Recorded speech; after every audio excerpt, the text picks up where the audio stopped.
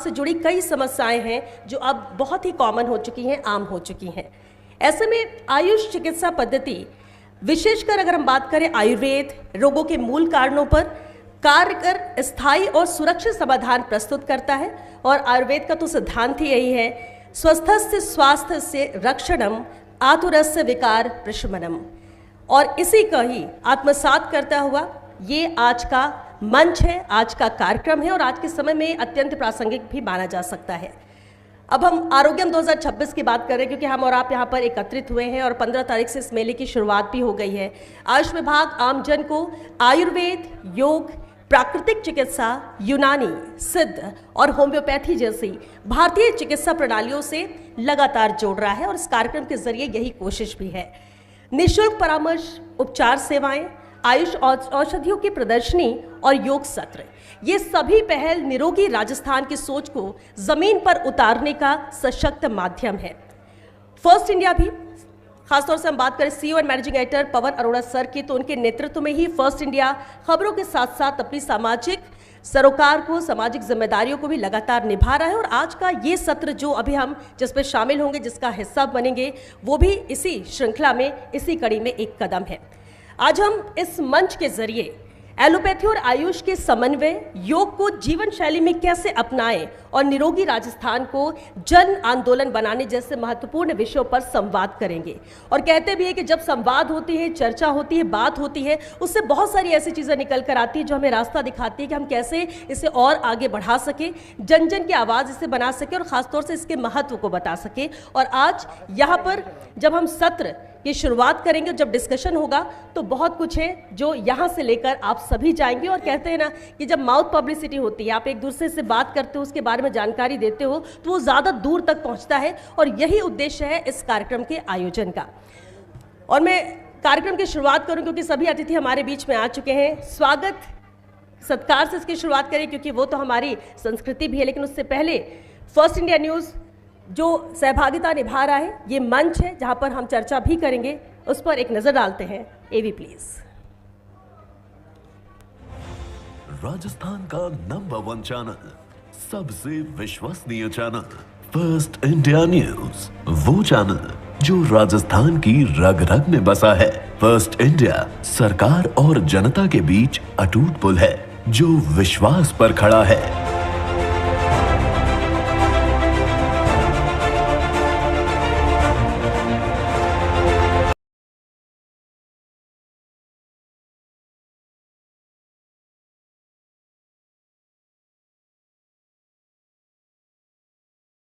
First India सियासी खबरों का सूरमा है और हर चुनाव में राजस्थान की वन एंड ओनली पसंद है। चुनावी खबरों में सबसे भरोसेमंद है, जिस पर राजस्थान ही नहीं देश भर की रहती है नजरें। फर्स्ट इंडिया सामाजिक जिम्मेदारियों का पुरोधा है, ब्यूरोक्रेसी में मोस्ट पॉपुलर है। लोग कहते हैं कि फर्स्ट इंडिया राजस्थान की असली नब्ज है, जिससे राजस्थान का मिजाज समझा जा सकता है। फर्स्ट इंडिया को विजनरी डॉक्टर जगदीश चंद्रा का विजन यूनिक बनाता है। डॉक्टर जगदीश चंद्रा ने पट्टी के आविष्कार से इलेक्ट्रॉनिक मीडिया की दिशा बदल दी।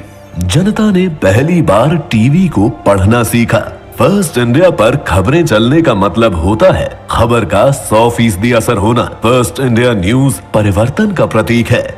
जगदीश चंद्रा जी ने जिस भी चैनल को हाथ में लिया है, उसको बहुत बड़ी सफलता मिली है और इन्होंने अपनी पहचान बनाई। आपका जो चैनल ठेठ गांव और ढाणी तक की जो खबर आती है, वो आपके और आपके जो परिवार है, इसकी सफलता का राज इनका संपर्क है।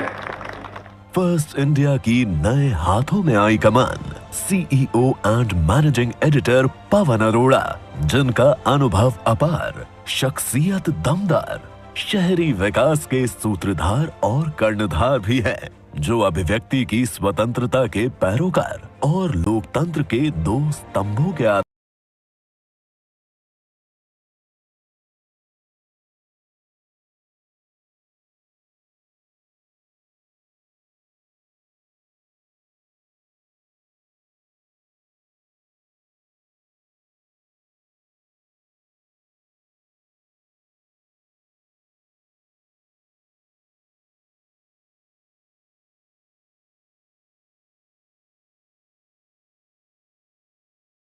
और जिन्हें पसंद है नवाचार, चेहरे पर मुस्कान, जिनके पास हर समस्या का है समाधान, प्रशासनिक कार्यकुशलता और व्यावहारिक सरलता, जो जिम्मेदारियों से करते हैं सटीक और बेबाक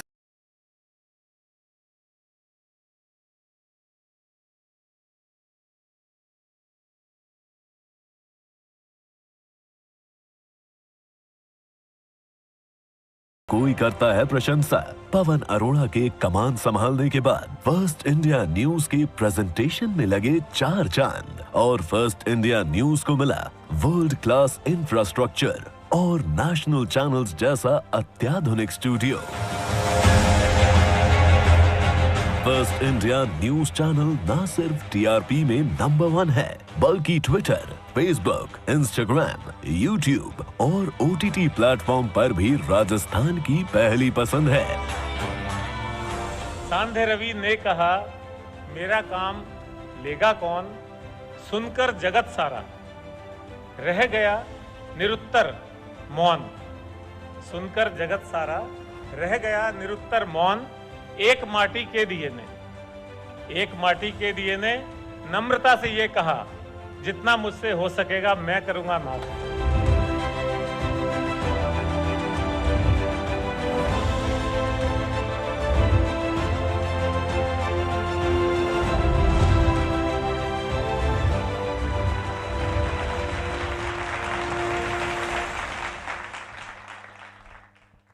तो ये है फर्स्ट इंडिया न्यूज। चलिए, और अब मैं कार्यक्रम को आगे बढ़ाते हुए, हमारी संस्कृति भी आती थी देवो भवः, और हमारे अतिथि सभी हमारे बीच में मौजूद हैं। मैं मंच पर आमंत्रित करना चाहूंगी श्री सुबीर कुमार जी को, प्रमुख शासन सचिव आयुष विभाग राजस्थान। आप मंच पर आए। Shri Pawan Arora sir, CEO and managing editor first India. Professor Govind Sahay Shukla ji, कुलगुरु डॉक्टर सर्वपल्ली राधाकृष्णन, राजस्थान आयुर्वेद विश्वविद्यालय जोधपुर। प्रोफेसर MK आसीरी जी, कुलगुरु Marwar medical university Jodhpur. Professor Shri Krishna Khandal ji, Ayurveda physician expert, आप भी मंच पर आमंत्रित हैं। डॉक्टर अनिल अग्रवाल जी, राज्य प्रतिनिधि यूनिसेफ। डॉक्टर हनुमान प्रसाद जी, उप निदेशक एवं यूनानी विशेषज्ञ। डॉक्टर आनंद शर्मा जी, निदेशक निदेशालय आयुर्वेद विभाग, और साथ ही मंच पर आमंत्रित करूंगी मैं डॉक्टर मनीषा सक्सेना जी को, निदेशक होम्योपैथी विभाग राजस्थान। आप सभी मंच पर अपना स्थान ग्रहण करें और मैं चाहूंगी आप सब एक बार जोरदार तालियां हमारे अतिथियों के लिए और आप सब अपने लिए भी, क्योंकि बेहद खास होता है जब हम किसी बहुत ही महत्वपूर्ण विषय पर चर्चा करें और उसका हिस्सा बने, उसके लिए वक्त निकालें। इसके लिए आप सभी का बहुत शुक्रिया। और मैं अतिथियों के स्वागत के सिलसिले के साथ इस कार्यक्रम को आगे बढ़ाना चाहूंगी और मैं अनुरोध करूंगी श्री पवन अरोड़ा सर से, CEO and managing editor first India. Sir, आप स्वागत करें श्री सुबीर कुमार जी का, प्रमुख शासन सचिव आयुष विभाग राजस्थान। बुके भेंटकर, माफ कीजिएगा, फलदार पौधा भेंटकर, दुपट्टा उठाकर और मोमेंटो देकर आप स्वागत करें। अब देखिए, ये भी मुझे लगता है बताना जरूरी है कि स्वागत तो हम बुके देकर, फूल देकर अतिथियों का करते हैं, लेकिन ये एक नई शुरुआत है जो पवन सर ने की है, जहां हम हमारे अतिथियों का स्वागत फलदार पौधा देकर करते हैं। क्योंकि फूल तो मुरझा जाएंगे कुछ ही घंटों में, लेकिन ये फलदार पौधा है जो पीढ़ियों तक आपको फल भी देगा, छाया भी देगा, और हरियालो राजस्थान की जो मुहिम है राजस्थान को हरा भरा रखने की, उसमें भी एक कह सकते हैं एग्जाम्पल सेट करता है।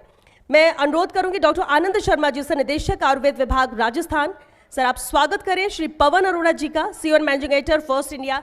यहाँ मेजबान भी हैं सर और मेहमान भी हैं, तो इसलिए स्वागत की इस कड़ी में बहुत बहुत शुक्रिया पवन सर इस इनिशिएटिव के लिए।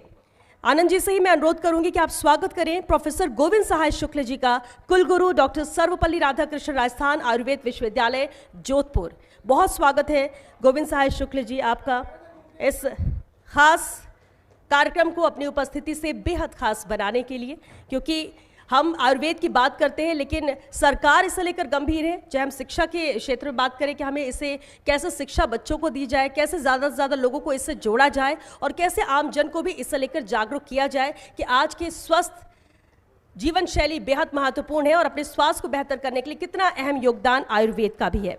मैं आनंद जी से ही अनुरोध करूंगी कि डॉक्टर आनंद शर्मा आप स्वागत करें प्रोफेसर MK आसीरी जी का, कुलगुरु मारवाड़ मेडिकल यूनिवर्सिटी जोधपुर। बहुत स्वागत है प्रोफेसर एम के आसेरी जी आपका भी इस कार्यक्रम में उपस्थिति दर्ज कराने के लिए।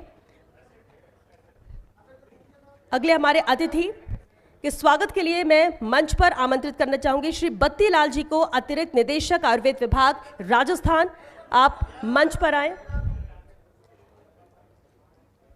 और स्वागत करें प्रोफेसर श्री कृष्ण खांडल जी का, आयुर्वेद फिजिशियन एक्सपर्ट। बहुत स्वागत है श्री कृष्ण जी आपका भी हमारे इस कार्यक्रम में, क्योंकि आगे हम संवाद करने वाले हैं बेहद ही महत्वपूर्ण विषय पर। और चाहूंगी आप भी दुपट्टा उठाकर, फलदार पौधा देकर और साथ ही मोमेंटो भेंटकर हमारे अतिथि का स्वागत करें। श्री कृष्ण खांडल जी का भी बहुत स्वागत है। मैं बत्तीलाल जी से ही अनुरोध करूंगी कि आप स्वागत करें डॉक्टर अनिल अग्रवाल जी का, राज्य प्रतिनिधि यूनिसेफ। बेहद महत्वपूर्ण भूमिका यूनिसेफ की भी स्वास्थ्य के क्षेत्र में रहती है और ऐसे में आज इस मंच का हिस्सा बन रहे हैं डॉक्टर अनिल अग्रवाल जी। बहुत शुक्रिया बत्तीलाल जी आपका भी। मैं अनुरोध करूंगी श्री दिनेश माथुर जी को मंच पर आमंत्रित करना चाहूंगी, business head First India. Dinesh ji आप मंच पर आएं और स्वागत करें डॉक्टर हनुमान प्रसाद जी का, उप निदेशक एवं यूनानी विशेषज्ञ हमारे बीच में हैं डॉक्टर हनुमान प्रसाद जी। बहुत स्वागत है डॉक्टर हनुमान प्रसाद जी आपका भी इस कार्यक्रम का हिस्सा बनने के लिए। कुछ ही देर में हम संवाद भी शुरू करेंगे, जहां बेहद महत्वपूर्ण विषय पर चर्चा भी होगी, क्योंकि हमें चर्चा कर कई अहम सुझाव भी इस चर्चा के दौरान मिलेंगे और उसे आगे इंप्लीमेंट करना है ताकि जो मिशन है, जो विजन है, वो पूरा हो सके। मैं दिनेश जी से ही अनुरोध करूंगी, दिनेश जी आप स्वागत करें डॉक्टर आनंद शर्मा जी का, निदेशक निदेशालय आयुर्वेद विभाग। डॉक्टर आनंद जी की भी बेहद अहम भूमिका है। जिस तरह से लगातार ये आयुष आरोग्य मेला जारी है, अलग अलग स्टॉल्स लगे, एक बड़े विजन के साथ इसका आयोजन है, लेकिन साथ ही साथ ये सत्र क्यों महत्वपूर्ण हो जाता है, उसमें भी अहम योगदान डॉक्टर आनंद शर्मा जी का। बहुत स्वागत है डॉक्टर आनंद शर्मा आपका भी। और साथ ही दिनेश जी मैं अनुरोध करूंगी आपसे कि आप स्वागत करें हमारे अगली मेहमान डॉक्टर मनीषा सक्सेना जी का, निदेशक होम्योपैथी विभाग राजस्थान। एक बार जोरदार तालियां मनीषा जी के लिए भी। मंच पर कहते हैं ना, आधी आबादी का प्रतिनिधित्व अकेले वो कर रही हैं। बहुत स्वागत है मनीषा जी आपका भी। और स्वागत की इस कड़ी के बाद, क्योंकि हम बेहद महत्वपूर्ण विषय पर चर्चा आज इस सत्र में करने जा रहे हैं, आयुष आरोग्य मेला। उद्देश्य तो आप समझिए कि आरोग्य मेले को लगातार जिस तरह से 15 तारीख से चल रहा है, 18 तारीख को इसका समापन है, लेकिन इसके साथ साथ जरूरी ये भी हो जाता है कि आखिर विजन क्या है, क्यों ये कोशिश की गई कि सबको एकत्रित किया जाए एक छत के नीचे, सब एक जगह पर हो और इसके बाद हम उस पर चर्चा करें, उस इम्पॉर्टेंट विषय पर। लेकिन उससे पहले मैं स्वागत उद्बोधन के लिए आमंत्रित करना चाहूंगी श्री पवन अरोड़ा सर को, senior managing editor first India. जोरदार तालियां पवन सर के लिए। और पवन सर आगे बेहतर बता सकेंगे कि आखिर जब हम किसी चीज को लेकर चलते हैं, एक विषय को लेकर चलते हैं, तो उस पर चर्चा क्यों महत्वपूर्ण है।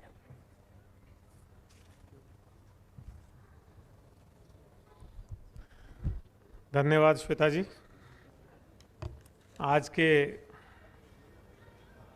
इस बहुत ही मीनिंगफुल, उपयोगी और भव्य कार्यक्रम में मैं आप सबका फर्स्ट इंडिया परिवार की तरफ से हार्दिक स्वागत करता हूं, अभिनंदन करता हूं, अभिवादन करता हूं।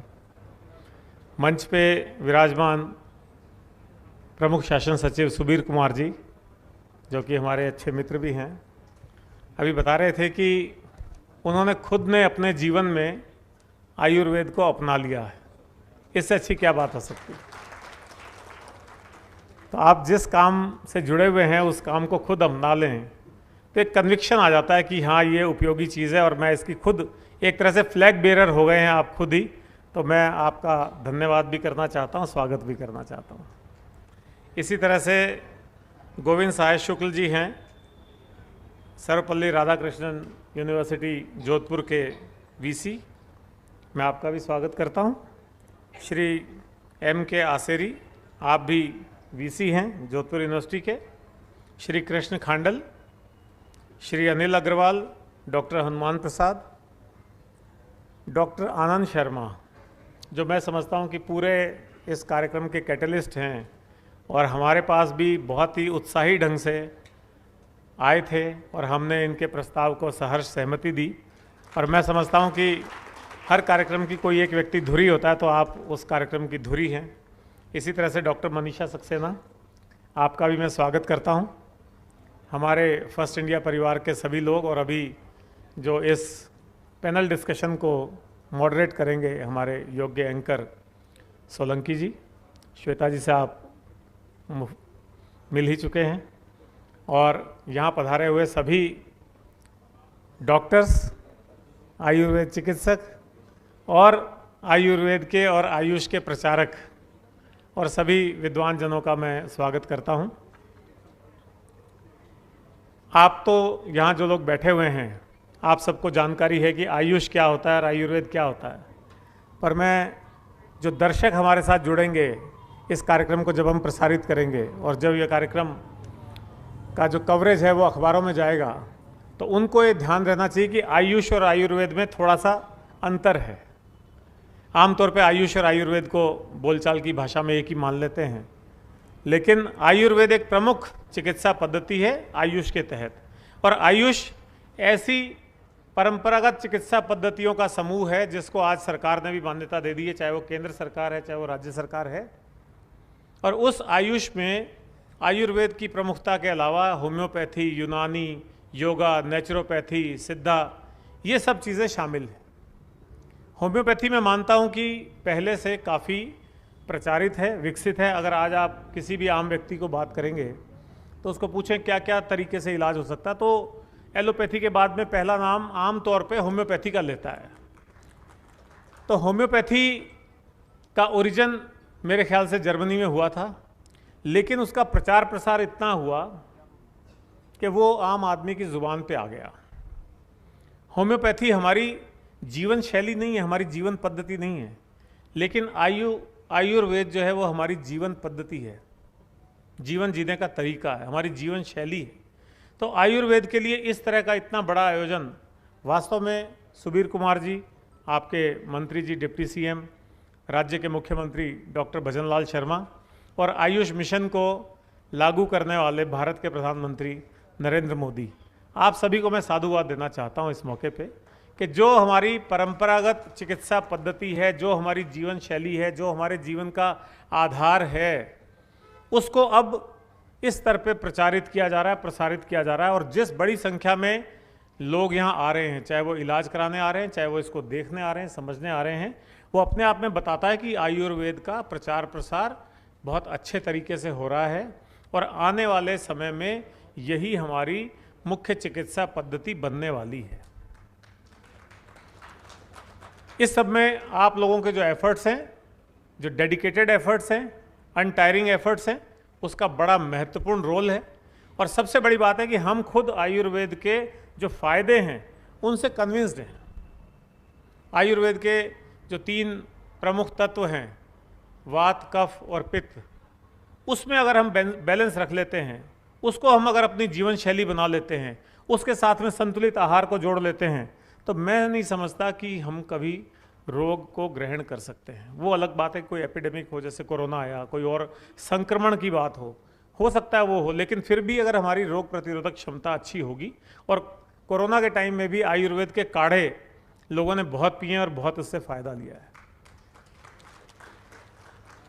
ये अलग बात है कि एलोपैथी का कुछ चीज़ों में आप मान सकते हैं, कोई सर्जरी करानी हो, कोई ऐसा हो गया हो, संक्रमण बहुत बढ़ गया हो, ट्रोमा हो, कोई दुर्घटना हो गई हो, या और कोई आपातकालीन परिस्थिति हो गई हो, हार्ट का जैसे कोई इशू हो गया हो, जब तक आपने आयुर्वेद को अपनाया नहीं है, अपने अंदर ढाला नहीं है, तो एलोपैथी की आवश्यकता है। लेकिन आप सबको याद होगा, कुछ ही दिन पहले भारत के प्रधानमंत्री जी ने अपने मन की बात में कहा था कि जो एलोपैथी में एंटीबायोटिक्स दिया जाता है वो बहुत सारी समय अनुपयोगी होता है, उसकी ज़रूरत ही नहीं होती है। तो एलोपैथी तो टिका ही मेरे ख्याल से एंटीबायोटिक्स पे टिका हुआ है, और थोड़ा बहुत पेन मैनेजमेंट के लिए, पेन किलर्स और एलर्जी के लिए कोई एलर्जी की बात है। इसके बाहर मुझे नहीं लगता कि एलोपैथी में कोई दिन प्रतिदिन का इलाज हमें आवश्यकता पड़ सकती है। सर्जरी और वो चीज़ें आप छोड़ दीजिए, आयुर्वेद में सब चीज़ों का इलाज आपको मिलेगा, चाहे वो जोड़ों का दर्द हो, चाहे वो आपके त्वचा के रोग हों, चाहे वो पाचन तंत्र से संबंधित रोग हों, खास तौर पे पेट को लेकर के, कब्जी को लेकर के, पेट में दर्द को, गैस को लेकर के लोग बहुत परेशान होते हैं। इसका बेहतरीन इलाज मैं समझता हूँ आयुर्वेद में है। इसके अलावा जो जीवन शैली से संबंधित हमारी जो बिगड़ी हुई जीवन शैली है, चाहे वो फास्ट फूड है, चाहे वो दूसरे बातें हैं, उसके कारण हमें, चाहे वो मधुमेह है, चाहे वो मोटापा है, चाहे वो मानसिक तनाव है, चाहे वो अनिद्रा है, इन सब चीज़ों का इलाज भी आयुर्वेद में मिल सकता है। महिलाओं से संबंधित रोग हैं, चाहे गायनी से रिलेटेड बातें हो सकती हैं, उनके हार्मोनल इम्बैलेंस के इश्यूज हो सकते हैं, इन सब का इलाज हमको यहाँ मिलता है। और संतुलित आहार क्या लेना चाहिए और हमारी जीवन शैली में क्या सुधार होने चाहिए, ये सलाह भी आयुर्वेद देता है। आयुर्वेद केवल चिकित्सा नहीं करता, बल्कि आयुर्वेद सलाह भी देता है कि आप इसको अपनाओ। ये आयुर्वेद ही है जो हमको बताता है कि दिनचर्या कैसी होनी चाहिए, ऋतुचर्या कैसी होनी चाहिए और हमारा आहार विहार कैसा होना चाहिए। दिन में सुबह उठे तो कहाँ से दिन की शुरुआत करें, सोएं तो उससे पहले कैसे करके सोएं, बरसात के मौसम में क्या खान पान रखना चाहिए, सर्दी के मौसम में क्या रखना चाहिए। तो इतना रिच ये एक ग्रंथ है। और हमारे जो पुराने ऋषि मुनि हुए हैं, चाहे वो चरक हैं, सुश्रुत हैं, वाग्भट हैं, और उनके जो ग्रंथ हैं, चाहे चरक संहिता है, सुश्रुत संहिता है, अष्टांग हृदय है, ये सब ग्रंथों में इन सब चीज़ों का संकलन है। और ये कोई एक दिन में नहीं हुआ या किसी एक व्यक्ति ने नहीं किया, हजारों सालों से ये इवॉल्व हुआ है। धीरे धीरे धीरे धीरे अनुभव का निचोड़ इसमें डाला गया है। प्रकृति का अवलोकन करके, प्रकृति के जो हर्ब्स हैं उन सबको इसमें शामिल करके, प्रयोग करके इसको और समृद्ध बनाया गया है। तब जाकर के इन ग्रंथों की आज हम देखते हैं कि वो महिमा क्या है, क्योंकि ये ग्रंथ बहुत ही समृद्ध ग्रंथ हैं। दूसरा, आयुर्वेद का क्या फायदा है कि सुलभ बहुत है। आयुर्वेद में मैं 2 4 5 नाम ऐसी अपने सामान्य जानकारी से लूँ। आप आंवला ले लीजिए, रीठा ले लीजिए, जीरा ले लीजिए, सौंफ ले लीजिए, मेथी ले लीजिए, तुलसी ले लीजिए, इस तरह की जितनी भी चीज़ें हैं ये सब हमारे घर में हैं। अजवाइन ले लीजिए, ये सब हमारे घर में, हमारी रसोई में है। उपयोग नहीं करते हैं, उपयोग जानते नहीं हैं। अगर थोड़ा सा हम इस तरफ रुझान रखेंगे तो मैं समझता हूँ केवल चिकित्सा पद्धति के रूप में नहीं, बल्कि सलाहकारी पद्धति के रूप में भी इसका बड़ा उपयोगिता है। और वो आप और हमारी साझा जिम्मेदारी है कि हम इसको आम जन तक पहुँचाएँ, क्योंकि ये तो पक्की बात है, ये सब कन्विंस्ड हैं कि स्वस्थ शरीर होगा तो ही सब कुछ, पूरा देश की जो प्रगति है वो उसी पर डिपेंडेंट है। और अगर मरीज़ ज़्यादा होंगे देश में स्वस्थ लोगों के मुकाबले, तो देश कैसे प्रगति करेगा।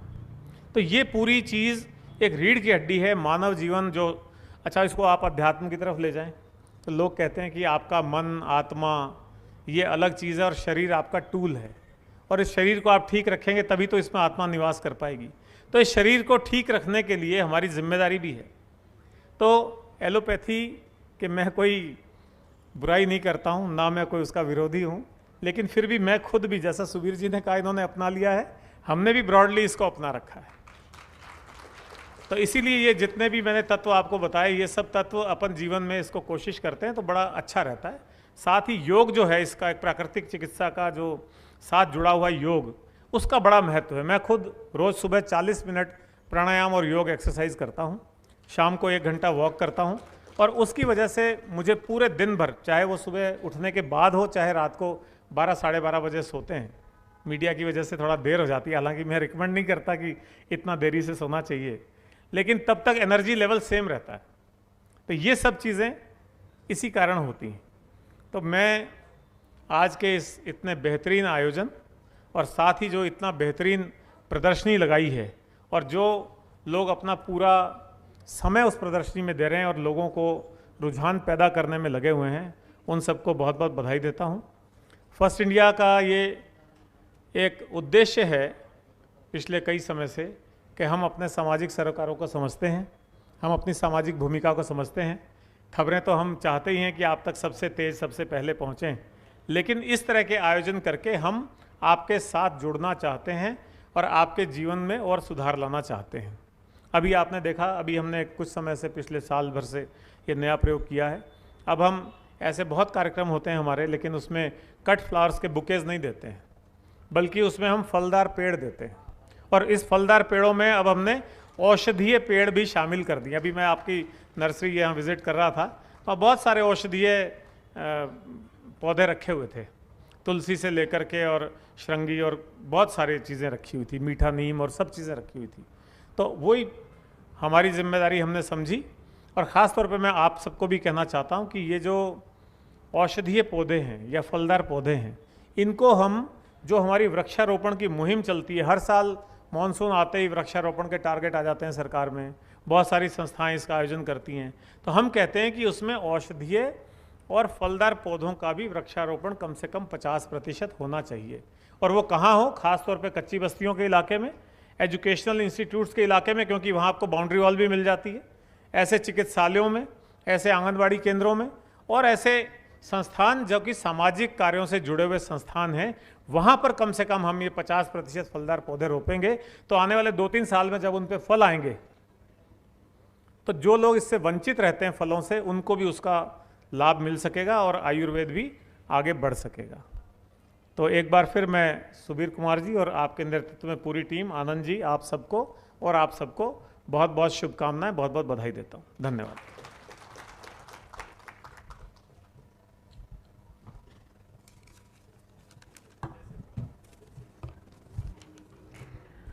बहुत शुक्रिया पवन सर, और बेहद अहम बातों का आपने जिक्र भी किया। और ठीक कहा आपने कि ज्ञान तो होता है, किचन भी है, सब सामान भी है, लेकिन हमें पता नहीं कि उसका इस्तेमाल कैसे किया जाए। और एलोपैथी में तो ये तो कि तुरंत दवा खा के आराम मिल जाए, फिर लोग होम्योपैथी की तरफ जाते हैं, लेकिन एक वो दिमाग में रहता है कि होम्योपैथी में वक्त बहुत लगता है। आयुर्वेद के लिए एक मिथ ज़रूर है जो आम लोगों, क्योंकि हम डिस्कशन करते हैं, कई बार मुद्दे आते हैं तो हम चर्चा भी करते हैं। लोगों का ये मानना रहता है कि आयुर्वेद में है तो मेडिसिन फ़ायदेमंद है, जल्दी आराम भी मिलेगा, लेकिन उसके साथ इतनी सारी चीज़ें डूज एंड डोंट्स हो जाते हैं कि हम अगर उसको फॉलो नहीं करेंगे तो दवा हमें फ़ायदा नहीं करेगी। तो इसे लेकर भी आमजन को जागरूकता फैलाने के उद्देश्य से ऐसे आयोजन है, सुबीर जी, मैं तो कहूँगी कि होते रहने चाहिए। और टीवी के माध्यम से हमारी भी जो भूमिका रहेगी, फर्स्ट इंडिया भी साथ है, ताकि जो मिथ है कम से कम उसे दूर किया जाए। फ़ायदे की चीज़ है, फ़ायदा आप चाहते भी हैं, लेकिन उसके लिए समझ होनी चाहिए, और उसके लिए साथ तो आपको भी आना होगा, हमें भी आना होगा, तभी हम कह सकते हैं निरोगी राजस्थान बना सकेंगे।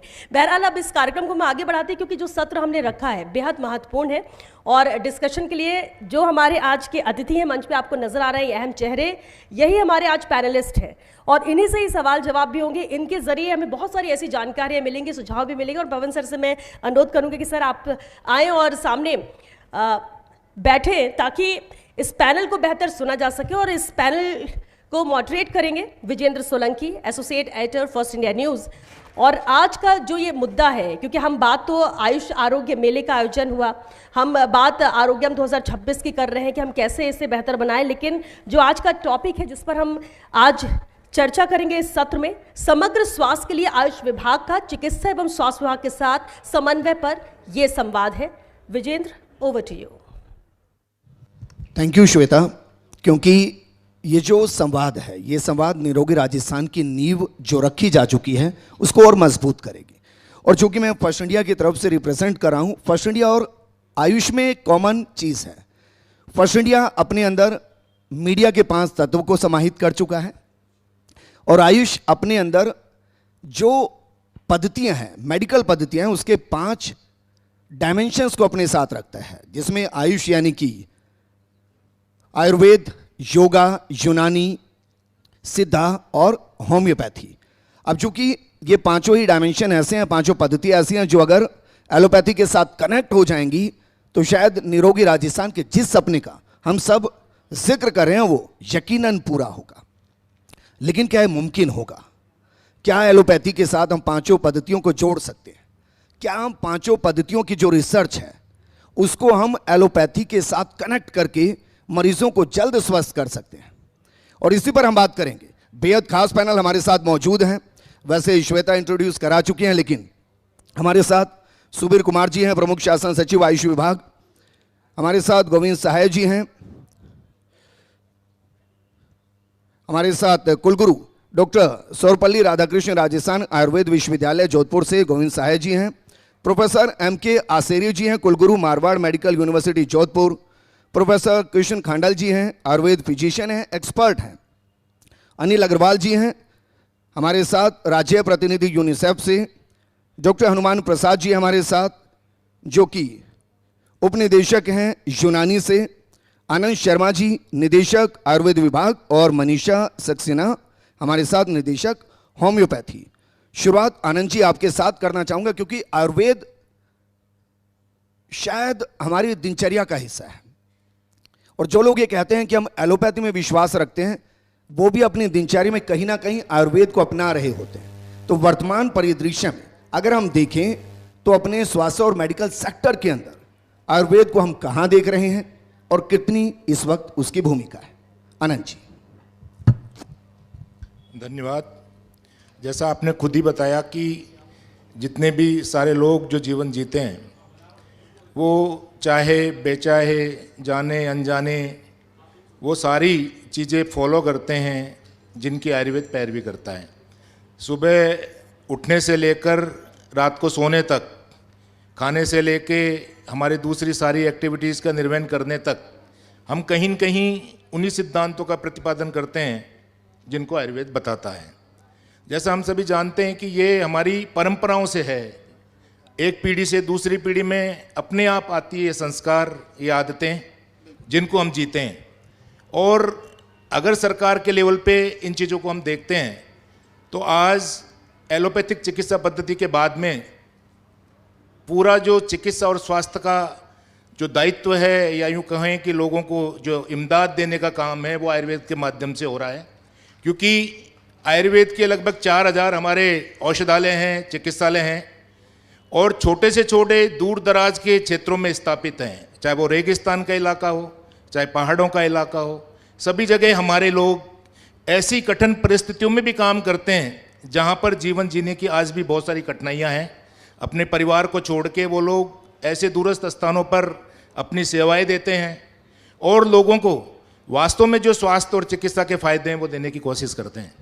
आपने देखा होगा कि चिकित्सा, ये आधुनिक चिकित्सा पद्धति का जो विस्तार है वो तो पिछले करीब 4-5 दशक की बात है, और राजस्थान में तो काफ़ी बाद में भी हुआ है। उससे पहले तक सारे के सारे स्वास्थ्य की जो सारी की सारी जिम्मेवारियां थी वो आयुर्वेद के माध्यम से ही होती थी। वो चाहे आयुर्वेद सरकार के क्षेत्र में हो, चाहे राजा महाराजाओं के हो, चाहे मतलब हमारे जो यहाँ पे भामाशाह हैं वो आयुर्वेद के चिकित्सालय औषधालय संचालित करते थे। तो आज 4000 हमारे औषधालय चिकित्सालय एक वर्ष के अंदर करीब 1.5 करोड़ से ज़्यादा लोगों को ओपीडी के माध्यम से चिकित्सा और स्वास्थ्य की सेवाएं आयुर्वेद के माध्यम से दे रहे हैं। सर ये आंकड़ा 1 साल का दे रहे हैं? 1 साल का दे रहा हूं मैं। और अगर ये आंकड़ा हमारे लिए छोटा है, अगर हम इसको स्टैटिकली एनालिसिस करते हैं तो हमारे एक औषधालय में एवरेज जो ओपीडी पेशेंट है वो 9 के लगभग आता है, और चिकित्सालय में 27 के लेवल पे आता है, क्योंकि 365 दिन चलते हैं हमारे ये, और 4000 हमारी यूनिट्स हैं। तो आप अगर इसको स्टैटिकली भी देखेंगे तो इन आंकड़े को हम अभी कम मानते हैं। और सरकार की प्रेरणा से, माननीय हमारे सेक्रेटरी सर हैं, उनके मोटिवेशन से हम और ज़्यादा हमारी क्वालिटी की सर्विसेज बढ़ाकर लोगों की और ज़्यादा पहुंच हम आयुर्वेद के माध्यम से करेंगे, ये हमारा संकल्प है। ठीक है सर, लेकिन इसको एक बार थोड़ा सा बाइफरकेट करते हैं। वो कह रहे हैं 4000 सेंटर है, मतलब 200 विधानसभा में लगभग 20 हर विधानसभा के अंदर जी। और अभी हमें और की ज़रूरत है सर। इसके अंदर हमारे जो इंस्टीट्यूशंस हैं उनको कैटेगराइज कर रखा है। औषधालयों के नाम से कैटेगराइज हैं, चिकित्सालयों के नाम से कैटेगराइज हैं, और ब्लॉक चिकित्सालयों के नाम से कैटेगराइज हैं। और उनके अंदर अलग अलग तरह की सुविधाएं हैं। जो औषधालय जिनको हम कहते हैं, वहाँ ओपीडी की सुविधाएं हैं, वहाँ व्यक्ति आता है, परामर्श लेता है, और जो भी उपचार की जो वहाँ पे सुविधाएं उपस्थित होती है उनको लेके अपने घर पे चला जाता है। ठीक है मनीषा मैम, क्योंकि होम्योपैथी के लिए जब भी मैंने किसी से बात की तो उन्होंने कहा कि ये मीठी गोली का मजबूत इलाज है, और मैं ये मानता हूँ कि एक बहुत अच्छी पद्धति है जिसमें सॉल्ट बैलेंस किया जाता है आपकी बॉडी का। अभी वर्तमान परिदृश्य में अगर राजस्थान के चिकित्सा एवं स्वास्थ्य विभाग के साथ इसके कोऑर्डिनेशन को देखें, या राजस्थान के अंदर हम होम्योपैथी को देखें, तो कहाँ देख रहे हैं? थैंक यू वीरेंद्र जी, आपने बहुत ही अच्छा क्वेश्चन पूछा है। मैं आपको संवाद के माध्यम से ये कहना चाहूँगी कि वर्तमान के सिनेरियो में अगर हम एलोपैथी के साथ में कोऑर्डिनेशन करके चलते हैं तो इस समय इंटीग्रेटेड मेडिसिन्स की बहुत ज़्यादा ज़रूरत है। अगर देखा जाए तो होम्योपैथी के अंदर प्रिवेंशन और इम्यूनिटी इंक्रीज़ करने के लिए हम पहले ही भी कोविड के माध्यम से अपना परचम दिखा चुके हैं, लोहा मनवा चुके हैं, जिसमें इम्यूनिटी बूस्टर के नाम से हमने जीनस एपिडेमिकस के नाम से माध्यम से आर्सेनिक एल्बम 30 का एज ए प्रिवेंटिव और बूस्टर डोज हमने डिस्ट्रीब्यूट करी है हर CSC PSC पे। और अभी वर्तमान के सिनेरियो में अगर हम देखें तो हमारे यहाँ 575 यूनिट हैं, जो कि पिछले 10 साल में केवल 189 थी। तो इस सरकार के माध्यम में बताऊंगी आपको कि अभी हमारा इतना अच्छी ग्रोथ हुई है और होम्योपैथी का काफ़ी अच्छा प्रोग्रेस देखने को मिल रही है। और होम्योपैथिक की अगर हम बात करें तो होम्योपैथिक बेस्ड है इंडिविजुअलाइजेशन पे और होलिस्टिक अप्रोच पे। तो जो होम्योपैथिक पद्धति है वो पेशेंट के रोग को नहीं ट्रीट करती, बल्कि रोगी को ट्रीट करती है। ये होलिस्टिक अप्रोच रखती है, एज ए होल करती है ट्रीट।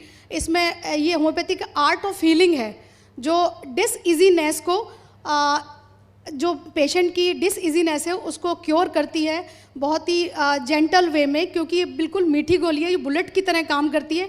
इसकी मीठी गोली में जो पावर है वो इनहेरेंट रहती है पोटेंटाइज फॉर्म के अंदर। और मैं जैसा आपको कोविड के लिए बता चुकी हूँ, और बहुत सारी डिजीज़ ऐसी हैं जिसमें होम्योपैथिक बहुत ही ज़्यादा कारगर है। अगर हम इंटीग्रेसी की बात करें तो अगर एलोपैथिक और होम्योपैथिक मिलके अगर काम करते हैं तो बहुत ही अच्छे रिजल्ट हमें आएंगे। और मैं ये भी बताना चाहूँगी कि अगर होम्योपैथिक की डिस्पेंसरी सारी CSC PSC पे खुलती हैं तो हम एक अल्टरनेटिव पैथी की तरह भी काम करेंगे। और हमने पहले भी आयुष विभाग के अंदर में होम्योपैथी का बहुत अच्छा काम किया है। और मैं आपको ये भी बताना चाहूँगी कि होम्योपैथिक के अंदर अभी वर्तमान में हमारा बजट भी सर की सानिध्य में बहुत बढ़ गया है और बहुत अच्छी क्वालिटी की दवाइयाँ हम खरीदने जा रहे हैं। तो इससे भी पेशेंट को बहुत आराम मिलेगा, जन स्वास्थ्य में लाभ होगा। और जब जन स्वास्थ्य अच्छा होगा तो समाज सुधरेगा, सामाजिक स्वास्थ्य अच्छा होगा और निरोगी राजस्थान का जो परिकल्पना है, जो उद्देश्य है, वो पूरा हो पाएगा। ठीक है मैम, क्योंकि एक और इसके बारे में कहते हैं कि भाई होम्योपैथी की मीठी गोली अगर आप ले रहे हैं तो मजबूत इलाज तो होगा, लेकिन लंबे वक्त तक लेनी पड़ेगी। क्या ये सच है? क्रॉनिक डिजीज़ में ऐसा माना जा सकता है, लेकिन ये एक इंटीग्रिटी और एक सेतु की बहुत ज़्यादा ज़रूरत है, जिसमें एलोपैथिक या आधुनिक चिकित्सा पद्धति के डॉक्टरों को ये बताया जाए और होम्योपैथिक चिकित्सकों को ये बताया जाए कि जहाँ पे लिमिटेशन ऑफ होम्योपैथी है वहाँ पे हम पेशेंट्स को रेफ़र करें एलोपैथिक के अंदर। और जहाँ पे असाध्य रोग हैं, जहाँ क्रॉनिक डिजीज़ हैं, वहाँ पे होम्योपैथी के बहुत ही अच्छे रिजल्ट हैं। लेकिन ऐसा नहीं है कि ये बहुत स्लो काम करती है। अगर आप अच्छे फिजिशियन से दवाइयाँ लेते हैं, सही समय पर लेते हैं, टाइमली मेडिसिन लेते हैं, बहुत ड्रामेटिक रिजल्ट मिलते हैं। मैम, इसको ऐसे मैं कह सकता हूँ कि भाई अगर आपको पेन है कहीं पर, पेन किलर से पेन तुरंत चला जाएगा, लेकिन होम्योपैथी में पेन किस वजह से है उस पर काम होगा और भविष्य में पेन ना हो इस पर काम होगा। हनुमान प्रसाद जी हमारे साथ हैं। हनुमान जी, क्योंकि यूनानी मेडिसिन, यूनानी पद्धति सर यूनान से आई, तो भारत में इसकी एक्सेप्टेंस कितनी, राजस्थान में कितनी, और आयुष के अंदर क्योंकि हम इसको जोड़ रहे हैं, ये उसका एक अभिन्न हिस्सा है। तो राजस्थान के हेल्थ सेक्टर के अंदर यूनानी की भूमिका भी कितनी है और इसमें कितनी और मजबूती की ज़रूरत है? Thank you. यूनानी पद्धति यूनान से आई, इसी के नाम पर जो है यूनानी पद्धति का नाम पड़ा है। यूनानी पद्धति 4 तत्वों पे काम करती है: दम, बलगम, सप्रा, सोदा। जिस तरीके से आयुर्वेद में वात पित्त कफ है, उसी तरीके से दम, बलगम, सप्रा, सोदा के आधार पे जो है कॉन्सेप्ट पे काम करती है।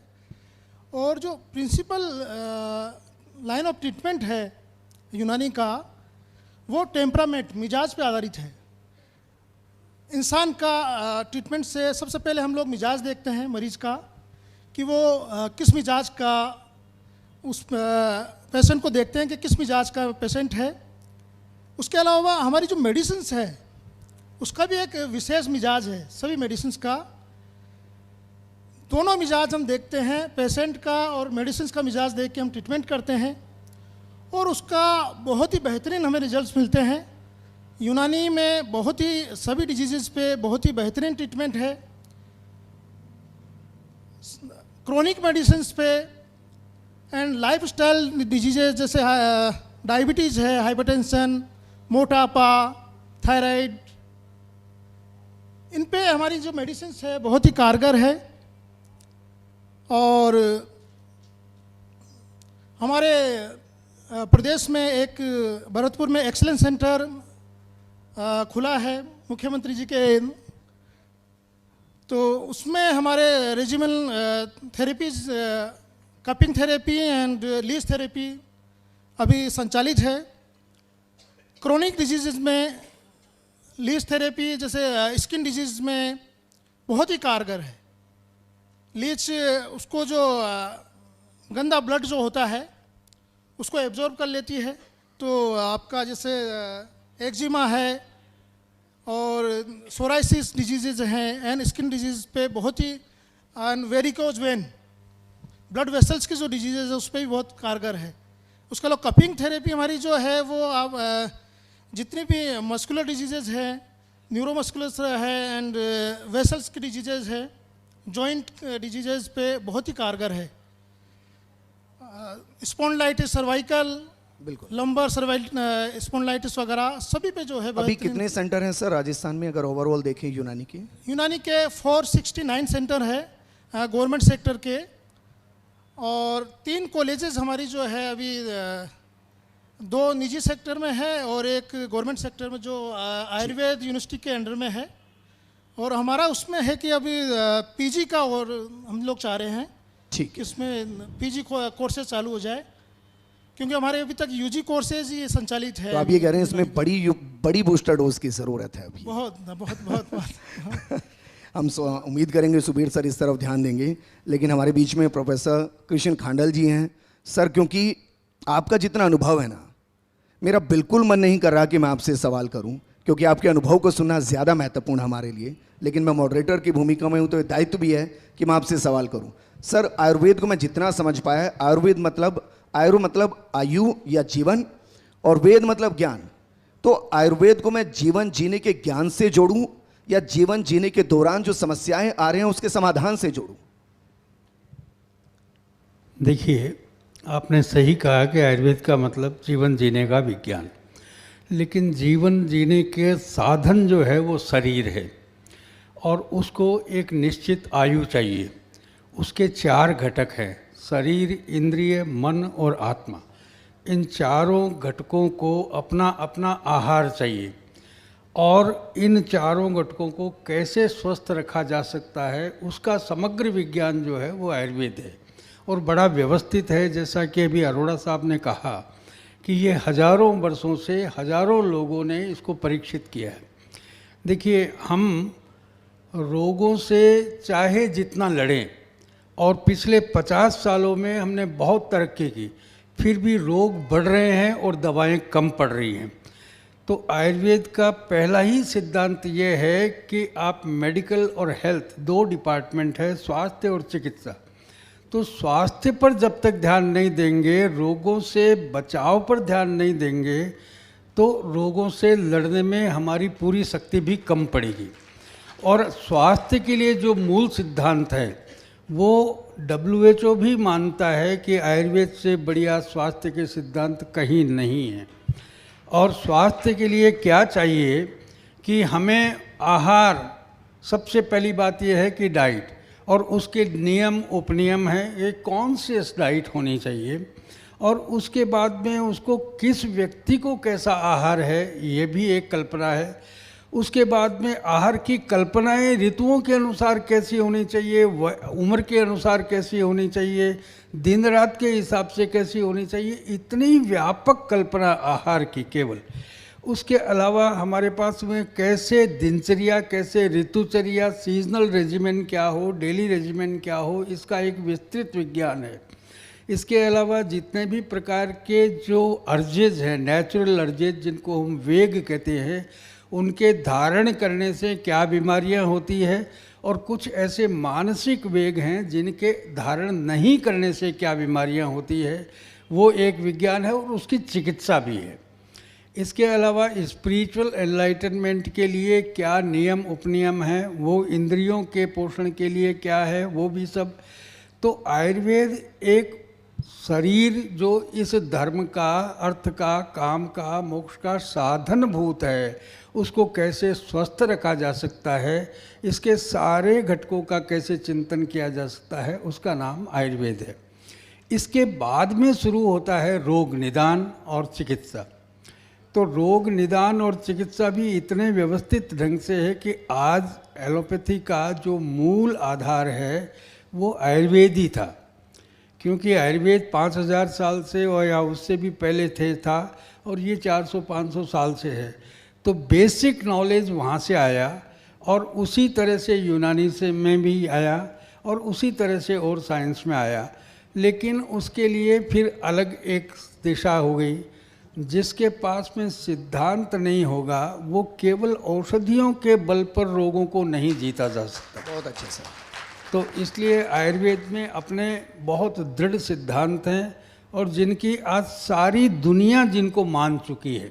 और ख़ास तौर से अभी आपने ट्रेडिशनल मेडिसिन्स का एक सेमिनार मेला लगा था दिल्ली में, उसमें WHO के प्रतिनिधि 10 दिन तक उसको देख रहे थे और सब लोग आए। और ट्रेडो जो है वो यहाँ पर WHO का जो ट्रेडिशनल मेडिसिन का रीजनल सेंटर है वो जामनगर में बना चुके हैं।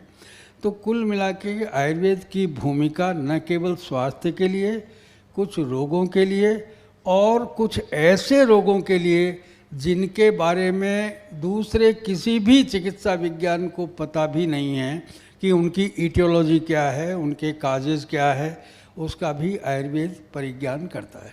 बिल्कुल सर, आपने बहुत सही तरीके से अनुभव के जरिए हमें एहसास कराया कि अपनी ज़मीन से जुड़े रहिए, ज़मीन से जुड़े रहेंगे तो आयु लंबी होती रहेगी। हमारे साथ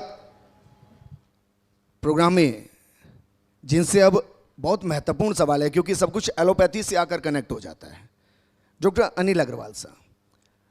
अनिल सर, क्योंकि एलोपैथी में बहुत कुछ है और इसलिए सब पहली चॉइस के तौर पर वर्तमान में एलोपैथी को देखते हैं। अब खुद आप एलोपैथी के सेक्टर से आते हैं, लेकिन आपको लगता है कि अगर बाकी ये जो सेक्टर्स हैं इनको हम कनेक्ट कर ले साथ में, तो जो मरीज हमारे पास आया है उसको आसानी से इलाज मिल पाएगा और जल्दी वो सही हो पाएगा। क्या एलोपैथी ऐसा कर सकती है कि इन बाकियों के साथ भी एक कनेक्शन स्थापित हो, हर जगह पर हो और जहां से जो निदान मिल सकता है वो मिले?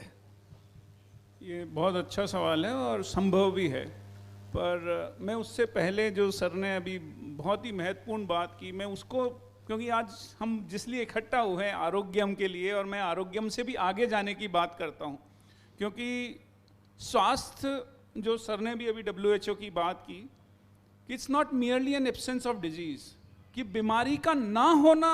अभी अक्सर जितना भी हमारा डिस्कशन चल रहा है उसमें बीमारियों पर ही बात चल रही है कि जो बीमार नहीं है वो शायद स्वस्थ है, जबकि आयुर्वेद में भी ऐसा माना है और अब WHO ने भी ऐसा माना है कि बीमारियों का ना होना ही केवल स्वास्थ्य नहीं है, स्वास्थ्य उससे भी बहुत ज़्यादा महत्वपूर्ण चीज़ है। And 3 P's are very important which can easily come from Ayurveda.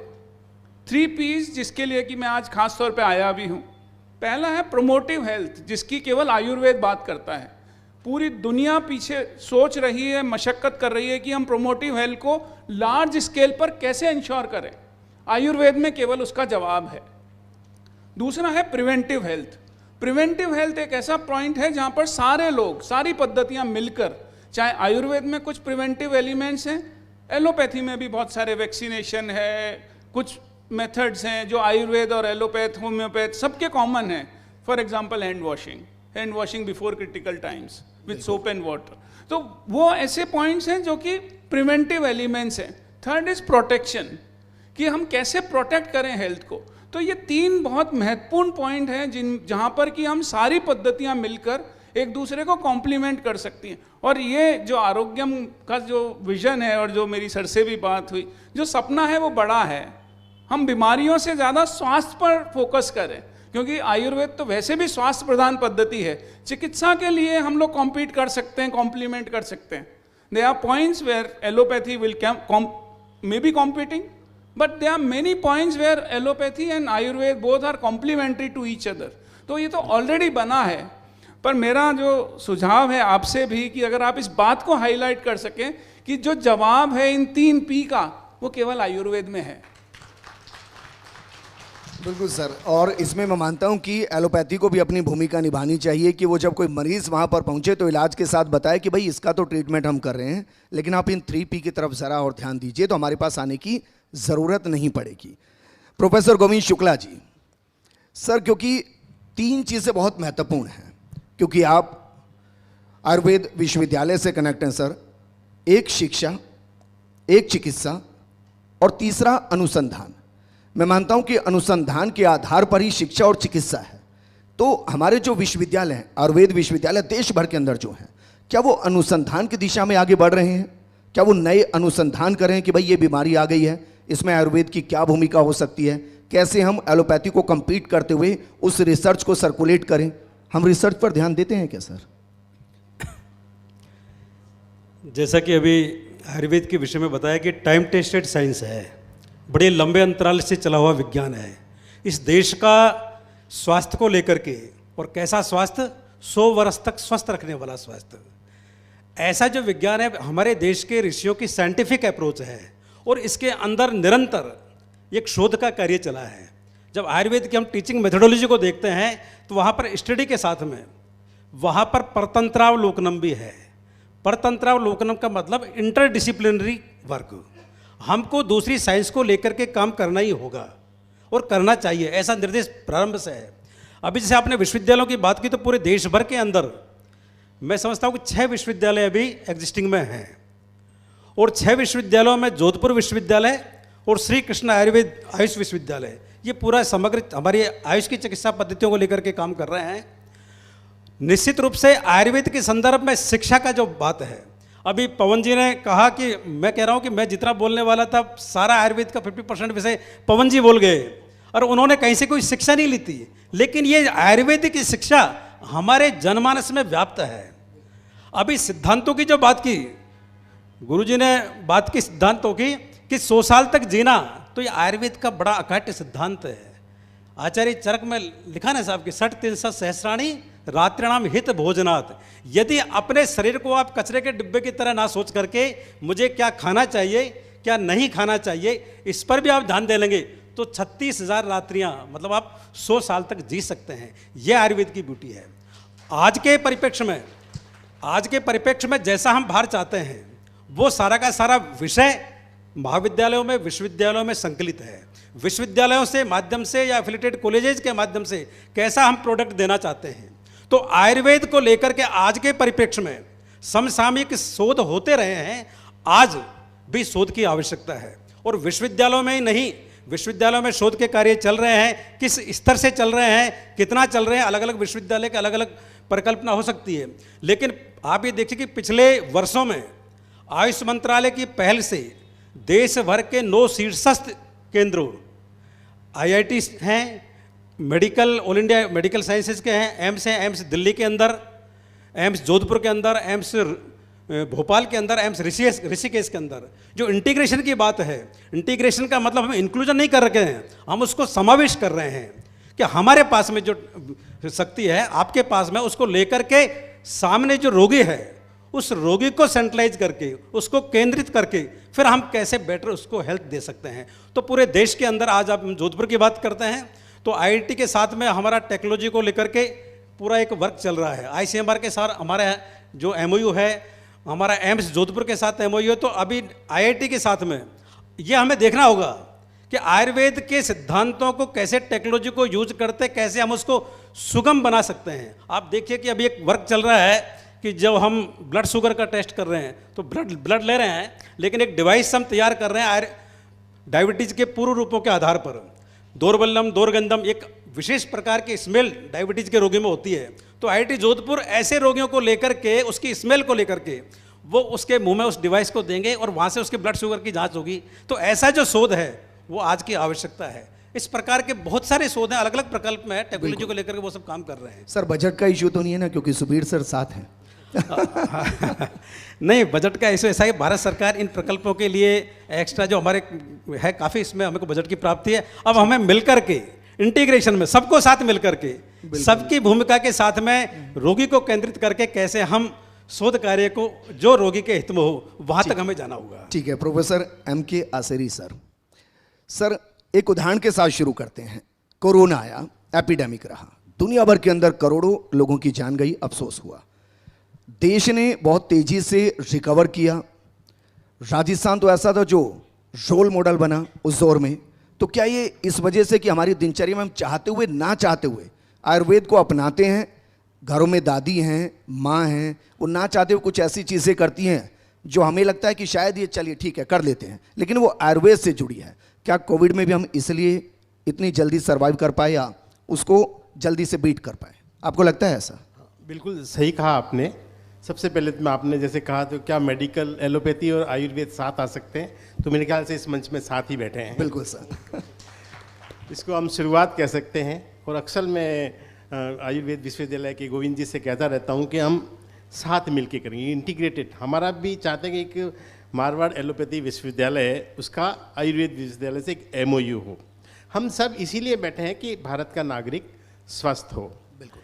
Allopathy सबसे नवीन है, सबसे बाद में आई, सबसे ज़्यादा लोकप्रिय हो। इसके 4 बड़े कारण हैं। पहला सर्जरी, दूसरा एंटीबायोटिक, तीसरा पेन किलर और चौथा डॉक्यूमेंटेशन।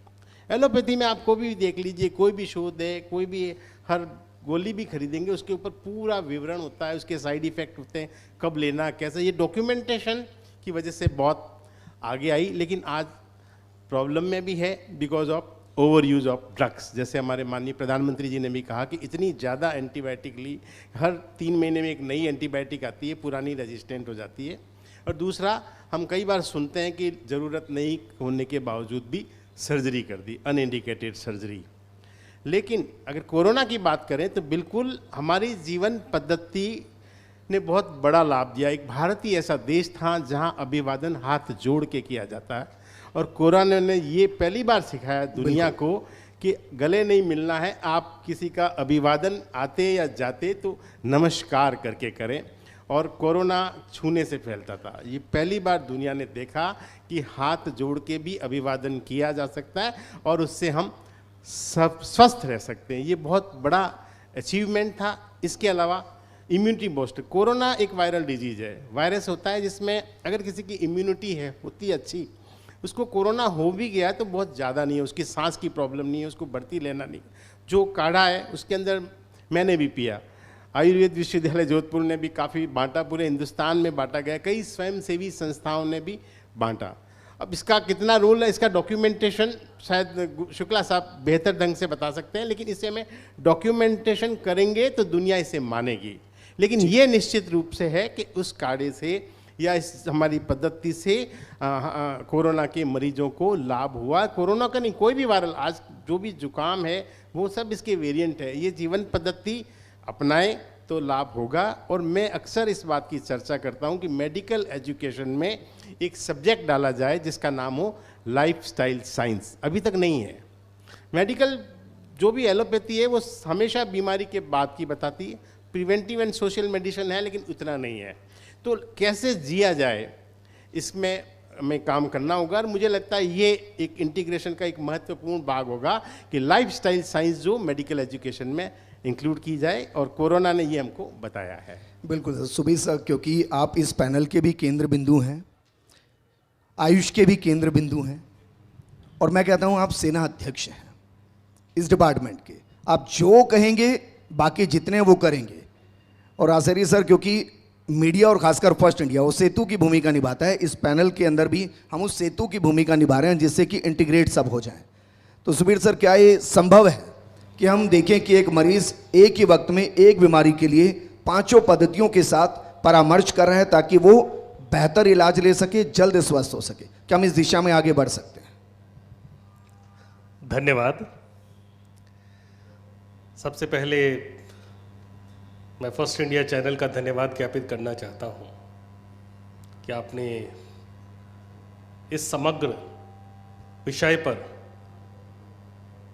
एक चर्चा रखी है।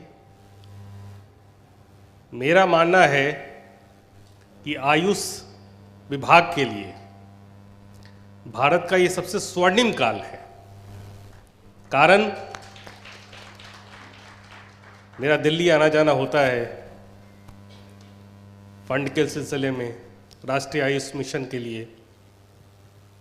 तो मैंने जो प्रधानमंत्री महोदय की जो परिकल्पना देखी और कई मंचों पे वो जब उनका उद्बोधन सुना, तो बहुधा ऐसा काफ़ी कम समय होता है कि जब देश के शीर्षस्थ हमारे जो लीडर हैं वो इस पद्धति को प्रमोट कर रहे हैं और हमें गर्व करना सिखा रहे हैं। हमारे मुख्यमंत्री महोदय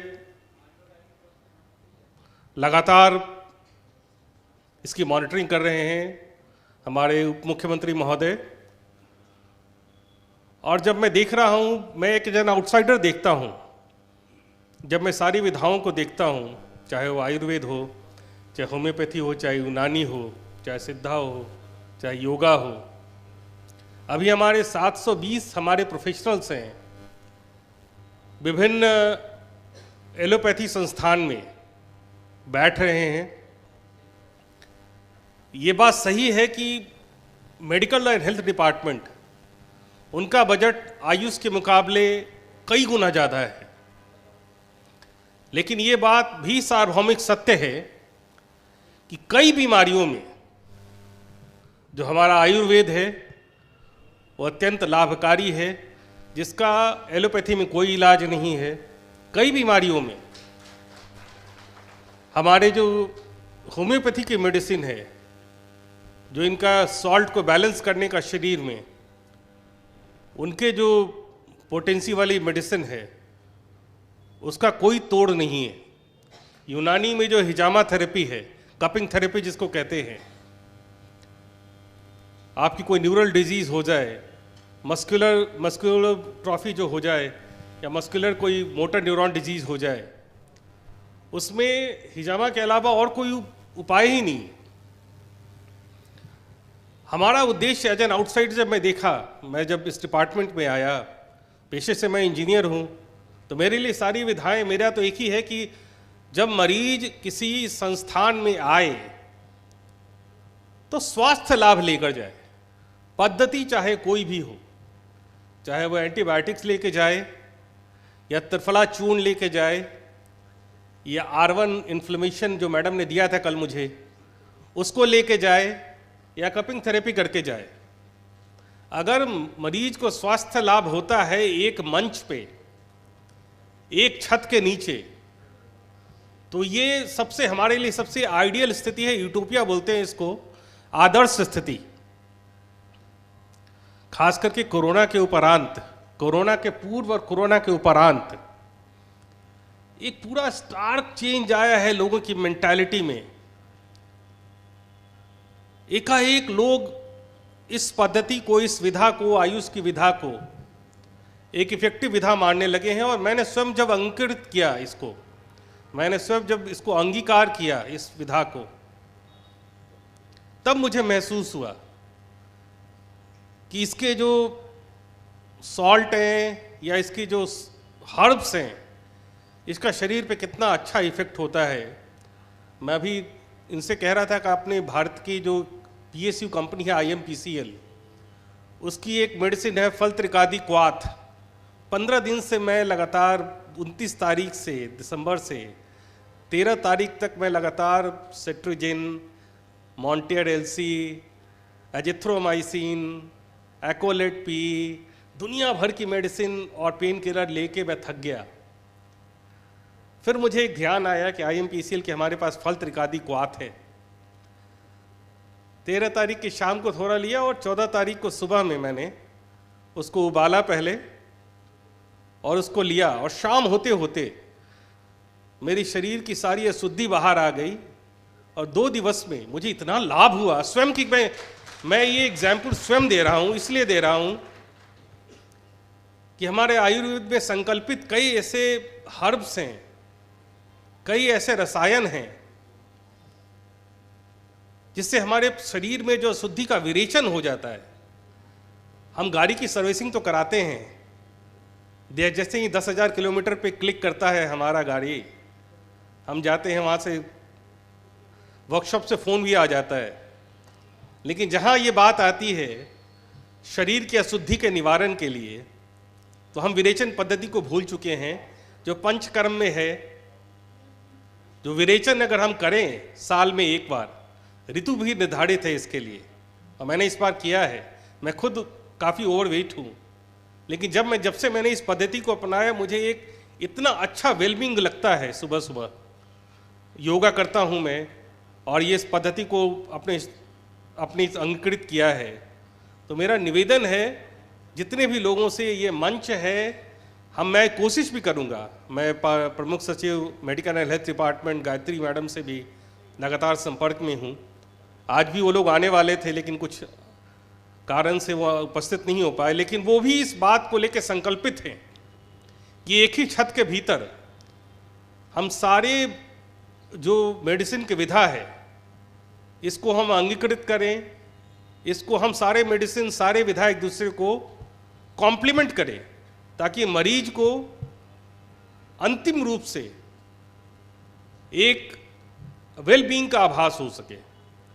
तो ये एक बहुत बड़ा आप लोगों का मंच है कि आपने इसके डिस्कशन के लिए इस मंच को चुना और हमें आमंत्रित किया, और हम सब लोग इस बात को लेकर संकल्पित है। अब मैं जिससे भी बात करता हूँ कोई विरोध नहीं है, कोई भी अगर लोग व्यक्ति हैं किसी भी विधा में, चाहे वो एलोपैथी के हों, चाहे डॉक्टर असेरी साहब ने कहा, जैसे डॉक्टर अनिल जी ने कहा, यूनिसेफ के भी एलोपैथी डॉक्टर हैं, मैं आयुर्वेद के डॉक्टरों से मिलता हूं, जो संकीर्ण मानसिकता है ये तो उसको अब कहते हैं कि नहीं अपना हमारा ये सिस्टम बेस्ट है, हमारा ये बेस्ट है, लेकिन जिन्होंने इस विधा को जिया है वो सब इसको चाहते हैं कि इसको इंटीग्रेशन होना चाहिए और एक छत के नीचे सारी जो विधाएं हैं ये आनी चाहिए। थैंक यू सर, आपने बहुत अच्छी बात कही, लेकिन होता क्या है कि पूरी हमारी जो भारतीय सेना है ना, वो दुश्मन को हराने के लिए हर वक्त तैयार होती है। फिलहाल मेडिकल सेक्टर के लिए दुश्मन बीमारी होती है। सर्जिकल स्ट्राइक जब करनी होती है ना, तो सर एक कलेक्टिव टीम होती है जो काम करती है। तो सवाल ये है कि क्या ये मुमकिन है कि हम एक पायलट प्रोजेक्ट शुरू करें अलग अलग बीमारियों को लेकर, और उसमें हर एक डिपार्टमेंट या हर एक पद्धति से जुड़े एक्सपर्ट हों, और एक उसी बीमारी के लिए दूसरे तरीके से इलाज हो रहा हो एलोपैथी के जरिए, ताकि एक रिसर्च पेपर तैयार हो कि भाई सब मिलकर इस बीमारी को सही कर रहे हैं तो इतने दिन लग रहे हैं और इतना बॉडी को इम्पैक्ट आ रहा है, और अगर सिर्फ एलोपैथी कर रही है तो इतना वक्त लग रहा है और इतना डैमेज हो रहा है, और ये साइड इफेक्ट भविष्य के लिए। क्या हम कोई पायलट प्रोजेक्ट शुरू कर सकते हैं? भारत सरकार ने ऑलरेडी इस पे काम शुरू किया है। अभी 19 से 17, 18, 19 तारीख को दिल्ली में प्रधानमंत्री महोदय स्वयं WHO की कार्यशाला थी, उसमें उपस्थित हुए थे, और हमारे जो आयुष मंत्रालय के सचिव हैं राजस्थान से ही हैं, उन्होंने भी ये परिकल्पना की है कि एक पायलट प्रोजेक्ट जल्द ही इसको हम अंगीकृत करेंगे पूरे राष्ट्र में, और इसके पे काम भी शुरू हो गया है। राजस्थान पायनियर है। आपको जान के आश्चर्य होगा कि पूरे देश में का 25% बजट केवल राजस्थान को प्राप्त हो रहा है। इस पर तो तालियां बजाइए, जोर से बजाइए। और मेरा कई बार दिल्ली आना जाना होता है, और मैं हमेशा ये देखता हूँ कि राजस्थान की जो क्लाइमेट है ये यहाँ के आयुर्वेद की वनस्पति के लिए आदर्श है। जो एरिड क्लाइमेट होता है, जो डिफ़िकल्ट क्लाइमेट होता है, उसमें जो पादप, उसमें जो वनस्पति जो आती है उसकी पोटेंसी बहुत ज़्यादा होती है। यहाँ की जो अश्वगंधा की पोटेंसी है वो चाइनीज जिनसिंग होती है उससे भी ज़्यादा है। ये रिसर्च में अभी संदर्भ में आया है। तो हमारे पास अकूत भूमि है सबसे ज़्यादा क्षेत्रफल की दृष्टि से, और कई हर्ब्स हैं जो हमारे यहाँ नेचुरली उगते हैं, और भारत सरकार ने इसको ध्यान में रखते हुए एक पायलट प्रोजेक्ट शुरू किया है जिसमें इस कौन से हर्ब्स का कैसे किस एलोपैथी में, कैसे आयुर्वेद में या किसी अन्य पद्धति में कैसे इसका उपयोग सुनिश्चित हो सके, और सारे विधाओं को कैसे अंगीकृत करके मरीज को लाभ मिल सके, इसके लिए एक पायलट प्रोजेक्ट राजस्थान में शुरू हो चुका है। सर बहुत शुक्रिया, क्योंकि ये जानकारी बहुत महत्वपूर्ण है। आपकी आ गया हो तो एक एक रिएक्शन मैं और सबसे ले लूँ। आनंद सर, क्योंकि आयुर्वेद जो है, आयुर्वेद के बारे में बहुत जिक्र होता है, लेकिन क्या हम मानकर चल सकते हैं कि जो हमारे घर के अंदर विलुप्त हो गया आयुर्वेद, उसको हम वापस घर तक लेकर आएँ? इसमें सभी डॉक्टर्स एक अलग भूमिका निभा सकते हैं और इसकी स्वीकार्यता को और बढ़ा सकते हैं। इस बार माननीय मुख्यमंत्री जी की एक बजट घोषणा थी जिसमें उन्होंने एक आदर्श आयुष्मान ग्राम की परिकल्पना की थी। तो मेरे को बहुत अच्छा लग रहा है बताते हुए कि उसके अंदर हमने 18 इंडिकेटर्स हेल्थ के संबंध में तय किए हैं। उन 18 इंडिकेटर्स में इंटीग्रेशन है, उसमें से 10 जो इंडिकेटर हैं वो मेडिकल एंड हेल्थ के हैं, 8 जो इंडिकेटर हैं वो आयुर्वेद के हैं। और उन जो 8 इंडिकेटर्स में 5 इंडिकेटर्स वो हैं जो हम घर घर में आयुर्वेद को कैसे अपनाया जा सकता है। वहाँ आसपास जितनी भी हर्ब्स मिलती है उनकी आइडेंटिफिकेशन क्या है, उनका नाम क्या है, उनका हम प्रयोग किन किन बीमारियों में कर सकते हैं, इनके लिए बार बार उन लोगों को समझाइश, वर्कशॉप, ये सारा का सारा हमारा काम 210 जो हमारे आयुष्मान आरोग्य मंदिर है उनमें चल रहा है। और बहुत अच्छी बात है कि ये जो कार्यक्रम है वो पार्टिसिपेटरी कार्यक्रम है।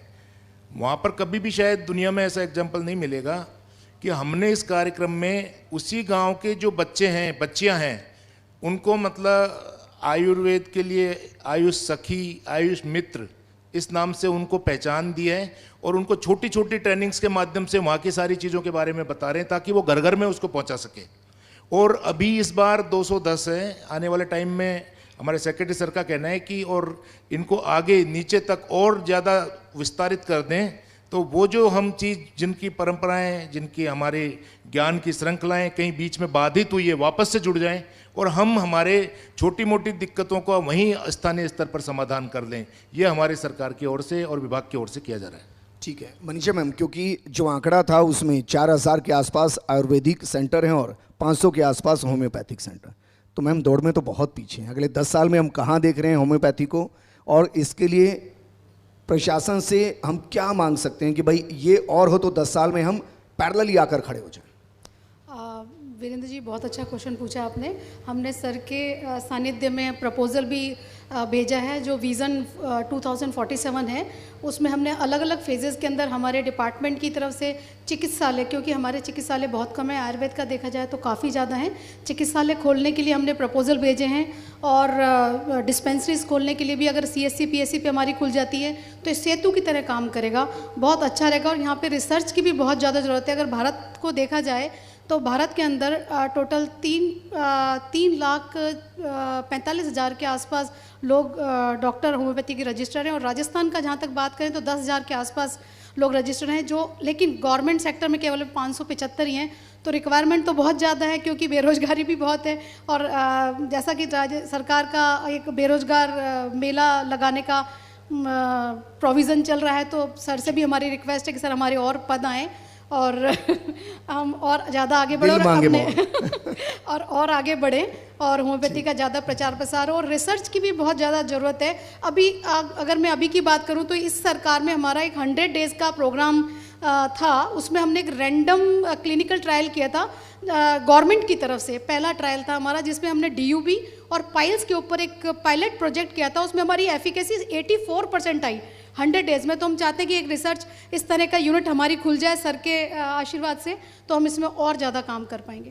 Thank you. ठीक है, thank you ma'am. Hanuman sir, क्योंकि यूनानी की एक्सेप्टेंस होम्योपैथी से भी कम है जो आंकड़े बता रहे हैं, इसमें यूनानी शब्द ऐसा तो नहीं है कि ये पराया पराया ऐसा लगता है, ऐसा तो नहीं है, कभी महसूस होता है सर? और इसकी एक्सेप्टेंस और ज़्यादा हो 10 सालों में आयुष के अंदर इसकी भूमिका और बढ़े, इसके लिए क्या करना चाहिए सर? आयुष तो अपना है सर। हेलो, हाँ सर, आयुष अपना है और आयुष का सपोर्ट हमेशा रहा है। लेकिन पैथी जो है यूनान से आई और बाहर के रहने से थोड़ा प्रोग्रेस कम हो पाई। लेकिन आज वर्तमान में जो है हमारे सेक्रेटरी साहब के सानिध्य में हमें हर तरीके से सपोर्ट मिल रहा है। बजट में देखें तो 376 लाख का जो है हमें मेडिसिन इस बजट में मिली है। और हम लोगों ने उसका प्रोक्योरमेंट भी करीब लगभग अंतिम उस पे हैं हम लोग। और कॉन्सेप्ट जो है हमारा यूनानी मेडिकल का, वो अस्बाब सित्ता ज़रूरिया, इसमें एक बेसिक प्रिंसिपल है, सिद्धांत है। वो ये कहता है कि इंसान अगर हम लोग अस्बाब सित्ता ज़रूरिया, अच्छे एसेंशियल चीज़ों को हम लोग अपने जीवन में उतार लें तो बीमारी ही नहीं होगी। पहला सिद्धांत जो यूनानी का है सर 10 साल में कहाँ देख रहे हैं हम? तो 10 साल में तो अब आने वाले टाइम में जो है भविष्य में जो है हमारे माननीय यशस्वी मुख्यमंत्री जी और हमारे प्रिंसिपल सेक्रेटरी साहब और हमारे यशस्वी नरेंद्र मोदी जी साहब के सानिध्य में जो है हमारा जो है जो बजट और औषधालय और सभी चीज़ों का हमें मिला है बजट, और आने वाले समय में उज्जवल भविष्य का हम कामना करते हैं। ठीक है sir. Professor Krishna Khandal sir, क्योंकि आयुर्वेद ने एक शीर्ष देखा अपना भारत के अंदर, फिर लगभग 0 के आसपास हम आए, फिर पुनर्जागृति हुई, अभी हम आयुर्वेद में कहाँ खड़े हैं अगर हम शीर्ष से तुलना करें, और शीर्ष तक हम कब तक पहुंच सकते हैं अगर इसी रफ्तार से आगे बढ़े? मैं समझता हूँ 1980 में एक अल्मा आटा डिक्लेरेशन हुआ, तब तक मॉडर्न साइंस के पास में स्वास्थ्य की परिभाषा नहीं थी। वहाँ से आयुर्वेद की एंट्री हुई केवल स्वास्थ्य की परिभाषा के लिए, लेकिन उसके बाद में दक्षिण कोरिया में सियोल में हुआ, उसके बाद मेलबोर्न में, उसके बाद में फिर जेनेवा में, फिर कई जगह पर, और संयोग से 1-2 में मैं उपस्थित था। तो आयुर्वेद 1980 के बाद में अपने इंटरनेशनल रिकॉग्निशन पर प्लेटफार्म पर आया, और उसके बाद में लगातार मैं खुद देख रहा हूँ कि हम एक आयुर्वेदिक कॉलेज में पढ़ते थे, वही आयुर्वेदिक कॉलेज जो है वो राष्ट्रीय आयुर्वेद संस्थान बना, फिर ऑल इंडिया इंस्टीट्यूट बने, फिर कई नेशनल इंस्टीट्यूट और कई ऑल इंडिया इंस्टीट्यूट बनने जा रहे हैं। तो कुल मिलाकर के इन 50 वर्षों में जो आयुर्वेद की प्रगति है वो काफ़ी है, लेकिन इतनी नहीं है जितनी क्या है कि विश्व को उसकी आवश्यकता है। बिल्कुल, क्योंकि अभी भी विश्व में स्वास्थ्य समस्याएं बड़ी तेज़ी से बढ़ रही हैं, और स्वास्थ्य सुविधाएं जिनको कहते हैं वो अभी उतनी तेज़ी से नहीं बढ़ रही हैं, और इसको आयुर्वेद बिना खर्चे के या कम खर्चे के पूरा कर सकता है। ठीक है, ठीक है सर। अनिल अग्रवाल सर, क्योंकि एक कन्फ्यूज़न है सर, कन्फ्यूज़न ये है कि भाई इस पद्धति में जाएंगे तो ये प्रक्रिया अपनानी है, इस पद्धति में जाएंगे तो ये मेडिसिन लेनी है, इस पद्धति में जाएंगे तो ये जाएंगे, और इससे जो मरीज है वो कंफ्यूज होता है कि भाई सबको एक साथ कैसे मुमकिन है कि सब पद्धतियों को एक साथ अपना लें। तो ये जो कन्फ्यूज़न है इसको कैसे दूर कर सकते हैं? एक्चुअली वैसे देखा जाए तो ये बहुत सिंपल है, इसका अगर मतलब रियल टर्म्स में देखें, क्योंकि आयुर्वेद जो है आइडियली हर घर में हर दिन व्यतीत होना चाहिए, प्रति यूज़ में आना चाहिए, क्योंकि जो पद्धतियां हैं, जो जीवन जीने की शैली है, वह हर रोज काम में आनी चाहिए। अगर उसका प्रचार प्रसार कराया जाए तो ये जो कन्फ्यूजन है ये अपने आप से ही दूर होना शुरू हो जाएगा। दूसरी बात, जो क्रिटिकलिटी है और इमरजेंसी जो है सिचुएशन, जो बहुत ही ज़्यादा क्रिटिकल है, उसके लिए for sure allopathy is the solution, and that's why one of the reason जिसके कारण डॉक्टर आसरी सर भी बता रहे थे, क्योंकि क्विक रिलीफ है। अगर आपको हार्ट अटैक पड़ रहा है, अभी जीवन बचाना है, तो अभी आपको एलोपैथी ही काम करेगा। तो जो कैटेगराइजेशन है उसमें बहुत ज़्यादा दुविधा नहीं है। समस्या आती है क्रॉनिक इलनेसेस है, उसमें आदमी बहुत दुविधा में रहता है, वो सभी तरह की करता है, न केवल चिकित्सा पद्धतियाँ बल्कि दूसरी भी, झाड़ा फूंक सब कुछ में आदमी जब बहुत परेशान होता है तो उसमें जाता है। तो विश्वास जगाने की आवश्यकता है लोगों में, और जब ये इंटीग्रेटेड होंगी तो ये कन्फ्यूजन धीरे धीरे दूर होना शुरू हो जाएगा। पर मैं कुछ 2 चीज़ों के साथ अपनी बात को प्लीज सर, प्लीज, क्योंकि मुझे ये लगता है आयुर्वेद का हर घर में जाना अर्जेंसी है। बिल्कुल, we are already very late. मैं कुछ आंकड़ों के साथ अपनी बात को समाप्त करूंगा। राजस्थान के 1/3 बच्चे प्रीटर्म पैदा हो रहे हैं, प्रीटर्म या लो बर्थ वेट पैदा हो रहे हैं, और हम यहाँ जितने लोग बैठे हैं, अगर आप सब कोई ग्रैंड फादर हैं अभी या किसी के बच्चा हुआ है, और अगर हम सर्वे करेंगे इस पॉपुलेशन का, तो वहाँ भी यही आंकड़ा निकल के आएगा कि 2.5 किलो से कम या प्रीटर्म बच्चा पैदा हुआ है। और ये जो सारे इस कमरे में बैठे लोग हैं जिनके प्रीटर्म बच्चे पैदा हुए हैं, मैं आप आज बता सकता हूँ आपको, उन सब के बच्चों को जब वो 18-20 साल के हो रहे होंगे तो कोरोनरी आर्टरी डिजीज या डायबिटीज होने की संभावना जो आज हम लोग हैं जो नॉर्मल वेट वाले, उनसे कई गुना ज्यादा होगी, कई गुना ज्यादा होगी। और अगर आज जीवन शैली में परिवर्तन आयुर्वेद के माध्यम से नहीं आया, जो सर कह रहे थे खान पान, रहन सहन, आचार विचार, अगर ये नहीं बदला तो हम सोच लीजिए हम कौन से विकसित राजस्थान की ओर बढ़ रहे होंगे। तो ये अर्जेंसी है, इसको घर घर पहुंचाना, प्रिवेंटिव एंड प्रोमोटिव हेल्थ को पहुंचाना बहुत ही आवश्यक है। ये मैं केवल कहना चाहता हूं। सर आप ये कह रहे हैं कि भविष्य के एपिडेमिक अलर्ट की तरफ हम बढ़ रहे हैं और उसमें आयुर्वेद का घर घर पहुंचना जरूरी है, अर्जेंसी है उसकी। ठीक है गोविंद शुक्ला सर, एक और चीज़ है सर, क्योंकि जैसे जैसे हम आगे बढ़ रहे हैं लाइफस्टाइल डिसऑर्डर बहुत ज़्यादा है। कोई रात को 2 बजे सो रहा है, कोई सुबह 4 बजे सो रहा है, कोई जंक फूड खा रहा है। अफसोस स्थिति ये है कि रागी के मोमोज हैं और जिनको हम जैविक कहते हैं उन जैविक के साथ मिलावट इतनी है कि आदमी समझ नहीं पा रहा कि क्या करें और फिर वो बीमारी में जा रहा है। तो इसको लेकर हम कुछ रिसर्च करें, जो करंट सिनेरियो है इससे हम कैसे आयुर्वेद के जरिए निपटें, और उसको जैसे कि सर कह रहे थे कि भाई अलर्ट मोड पर लेना है, हम इसके लिए कुछ कर रहे हैं क्या सर? जैसे सर ने कहा कि हम अलर्ट मोड पर हैं, और ये बात सही है कि हम जो अपने रिसर्च को लेकर के विश्वविद्यालय में या हमारे विश्वविद्यालय से जुड़े हुए या अन्य जो भी हमारे संस्थान है वहाँ पर हम 2-3 तरह से काम करते हैं। एक तो ये है कि मातृ शिशु स्वास्थ्य के साथ साथ गर्भस्थ बालक का संस्कार, ये बहुत बड़ा कॉन्सेप्ट आयुर्वेद के अंदर है कि गर्भिणी परिचर्या, उस गर्भिणी परिचर्या में 9 मंथ में हम उसको कैसी डाइट प्लान करें ताकि उस बच्चे का जो जन्म है वो सुप्रजा के रूप में हो। दूसरा जो विषय है, एक हमारा जो कार्यक्रम चलता है कि हम चिकित्सालयों में कितने रोगी हमने देखे, लेकिन हम चाहते हैं कि चिकित्सालयों में रोगियों की संख्या बढ़ने की अपेक्षा कितने गांव हैं जहां पर हमने रोगियों को आने से रोका। तो उस दृष्टिकोण से हमारे जो सिद्धांत हैं उन सिद्धांतों को लेकर कार्य करना। तीसरा जो विषय है कि जो हमारी अधिकांश है नॉन कम्युनिकेबल डिजीज हैं, जीवन शैली जनित जो बीमारियां हैं, एक बहुत बड़ी चुनौती स्वास्थ्य को लेकर है। तो उन सबको लेकर के उन पर हम कुछ एक रास्ता रोड मैप दे सकें, चाहे वो डायबिटीज है, ओबेसिटी है, कैंसर है, इंसोम्निया है, जॉइंट्स के पेन है, ऑस्टियोआर्थराइटिस है, जहाँ पर कि एक रास्ता निकलता है तो आयुर्वेद के खान पान और औषधियों के माध्यम से निकलता है। और वही औषधियों हमारा जो मूल सिद्धांत है कि कॉम्प्लिकेशन फ्री ट्रीटमेंट, बिल्कुल, तो उस दृष्टिकोण से हम आगे बढ़ रहे हैं। ठीक है प्रोफेसर M.K. आसेरी सर, क्योंकि एलोपैथी लेते हैं तो एक धारणा ये भी आती है कि उसके साथ साइड इफेक्ट आते हैं, और साइड इफेक्ट को दूर करने के लिए क्या हम आयुष का सहारा ले सकते हैं? क्योंकि इसमें कहते हैं कि भाई साइड इफेक्ट 0 है, इम्पैक्ट कुछ भी हो सकता है और कितना भी हो सकता है।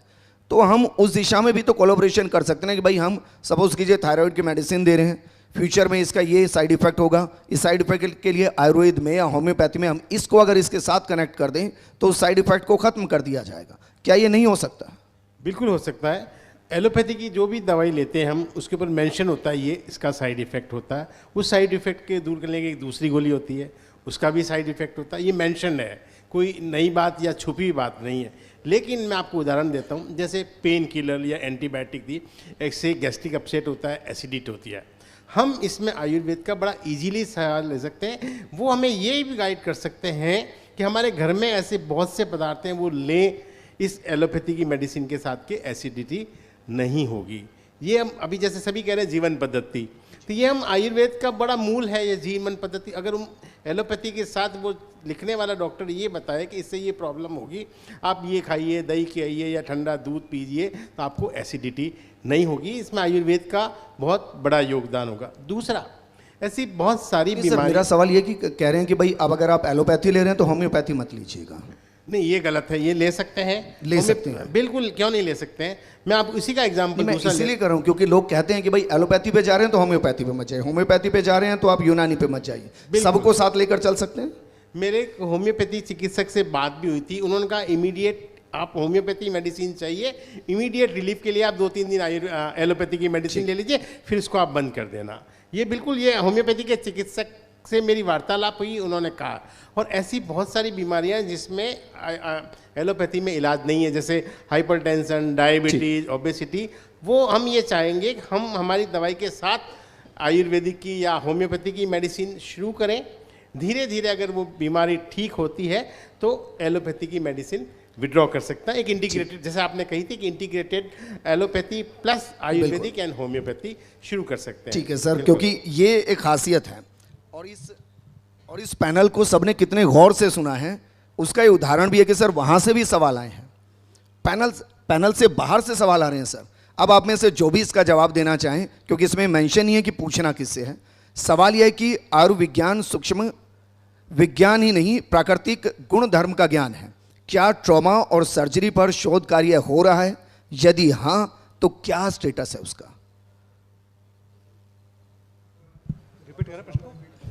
सवाल सर ये है कि क्या ट्रॉमा और सर्जरी पर भी हमारे शोध कार्य हो रहे हैं आयुष के अंतर्गत? अगर हाँ तो उसका स्टेटस अभी क्या है? बिल्कुल हो रहे हैं। ट्रॉमा और सर्जरी के दृष्टिकोण से जो हम जिन बातों को लेकर के, जैसे पेन किलर का है या हीलिंग के हैं, इनको लेकर के कुछ सेंटर्स पर काम हो रहे हैं। और बहुत सारी ऐसी मेडिसिन हैं, या हम वुंड सीलिंग की बात करते हैं तो उनके बहुत अच्छे परिणाम आए हैं। और ऐसे जो रिजल्ट हैं, एक बार आप देखेंगे तो पबमेड, स्कोपस और ऐसे बहुत सारे जर्नल्स हैं जिनमें इनको बड़े अच्छे से प्रकाशित भी किया है। मैं यूनिवर्सिटी की भी बात करूं तो लगभग 300 से अधिक ऐसे रिसर्च पेपर है डिफरेंट प्रॉब्लम्स पर, जिनमें ये भी है सर्जरी और वुंड सीलिंग से रिलेटेड भी हैं जो पब्लिकेशन हुआ है। एक और सवाल है सर कि वृद्ध संहिता पर आधारित राजस्थान आयुष विभाग में कोई शोध कार्यक्रम आरंभ हो रहा है क्या? वृद्ध संहिता पर आधारित, ये शब्द मैं पढ़ नहीं पा रहा हूं, ये क्या है? टेलिग्लोसिस। अभी इस तरह का कोई प्रोजेक्ट हमने लिया नहीं है विश्वविद्यालय में, लेकिन सुझाव आएंगे, आइडिया आएंगे तो इस पर काम करेंगे। सुबीर सर, अब क्योंकि सब चीजें आकर रुकती है बजट पर, अब बजट हमारा आ रहा है राजस्थान का, तो आयुष विभाग के अंदर हम कितना इंक्रीमेंट माने कि भाई इतना तो बढ़कर बजट आएगा और कुछ पायलट प्रोजेक्ट के लिए एडिशनल आएगा? धन्यवाद। बजट की कोई कमी नहीं है। मेरी भारत सरकार में लगातार बात होती है और वहाँ के सचिव महोदय हैं। भारत सरकार में 2017 से राजस्थान के ही हैं, जयपुर के हैं, वो लगातार इसमें कहते हैं कि बजट की कमी नहीं आने दी जाएगी। मैं इस मंच के माध्यम से ये कहना चाहता हूँ कि पब्लिक परसेप्शन में जो मुझे एक आउटसाइडर महसूस हुआ, एलोपैथी के डॉक्टर का जो रेलेवेंस है सोसाइटी में, वो हमारे आयुष के डॉक्टरों की नहीं है।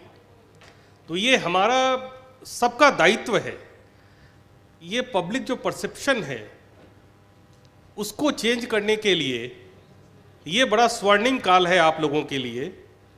आज जो नीट में जो बच्चों का अभी रजिस्ट्रेशन हो रहा था, जो मैंने देखा, तो बच्चे आयुर्वेद बीए में चूज कर रहे हैं। कई बार एमबीबीएस के उपरांत पहले डेंटल में जाते थे, अब बीए में इसको चूज कर रहे हैं। तो ये मेरा सब लोगों से एक अनुरोध रहेगा इस मंच के माध्यम से कि हमारी जो पद्धति है, हमारे जो डॉक्टर हैं, इनका वेश विन्यास, इनकी जो क्लिनिक है या आपका जो हॉस्पिटल है, वो किसी भी सूरत में किसी एलोपैथी डॉक्टर के या उनके क्लिनिक से, उनके हॉस्पिटल से कमतर नहीं होना चाहिए।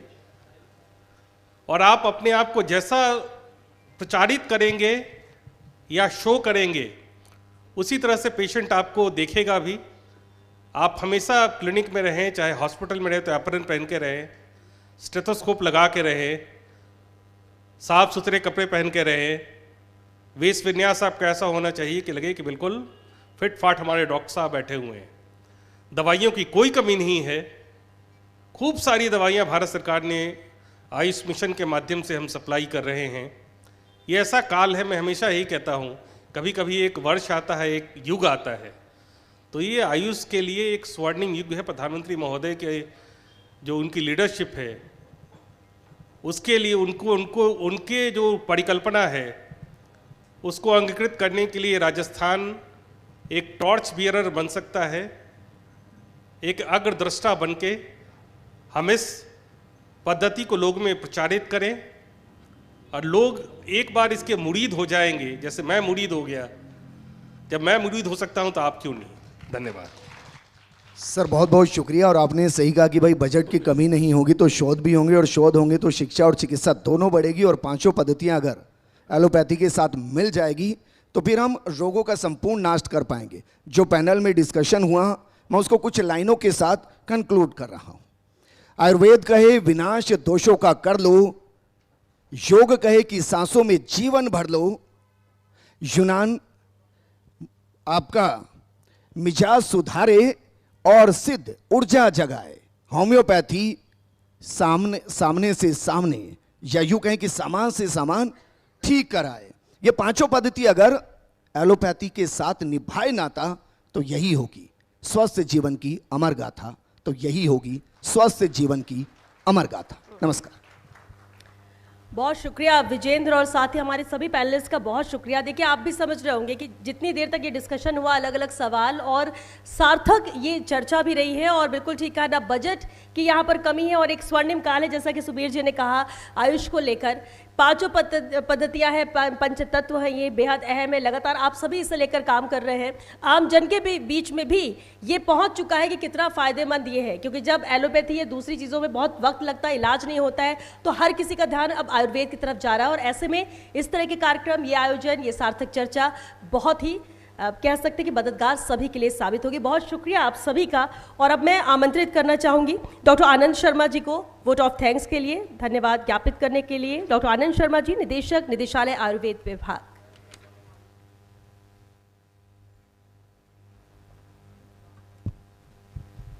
इस बहुत सुंदर चर्चा के बाद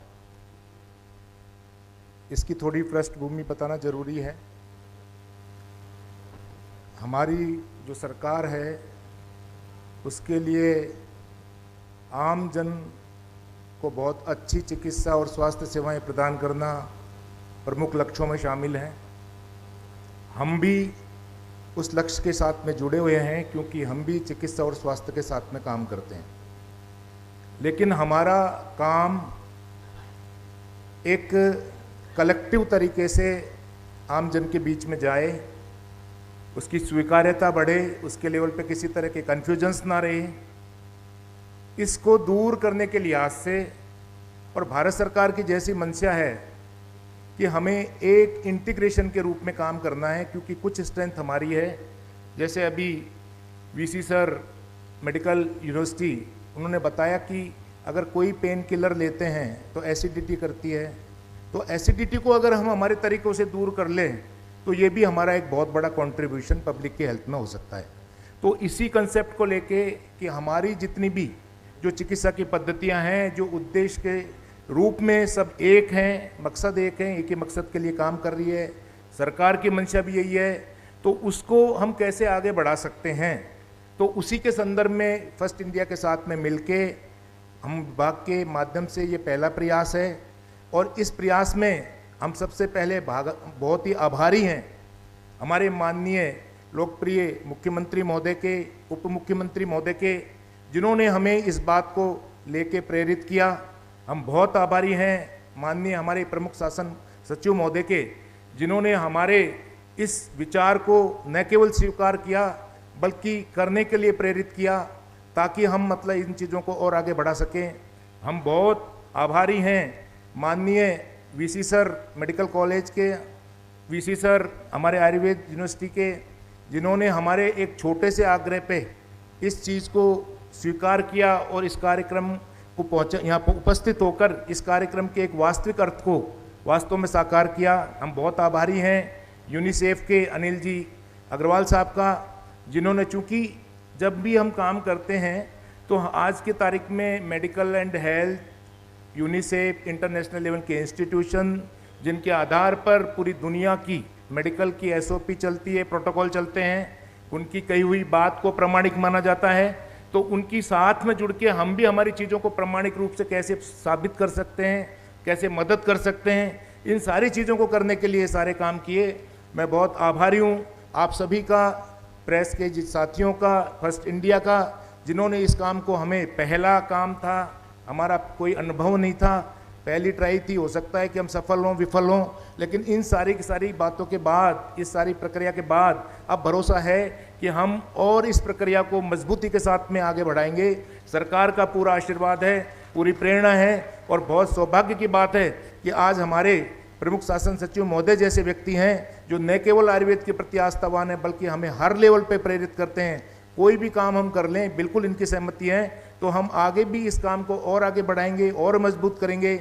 आप सभी ने इस सारे के सारे कार्यक्रम को धैर्यपूर्वक सुना। मैं आप सबके प्रति पूरे विभाग की तरफ से बहुत आभारी हूँ। बहुत बहुत धन्यवाद, बहुत बहुत आभार।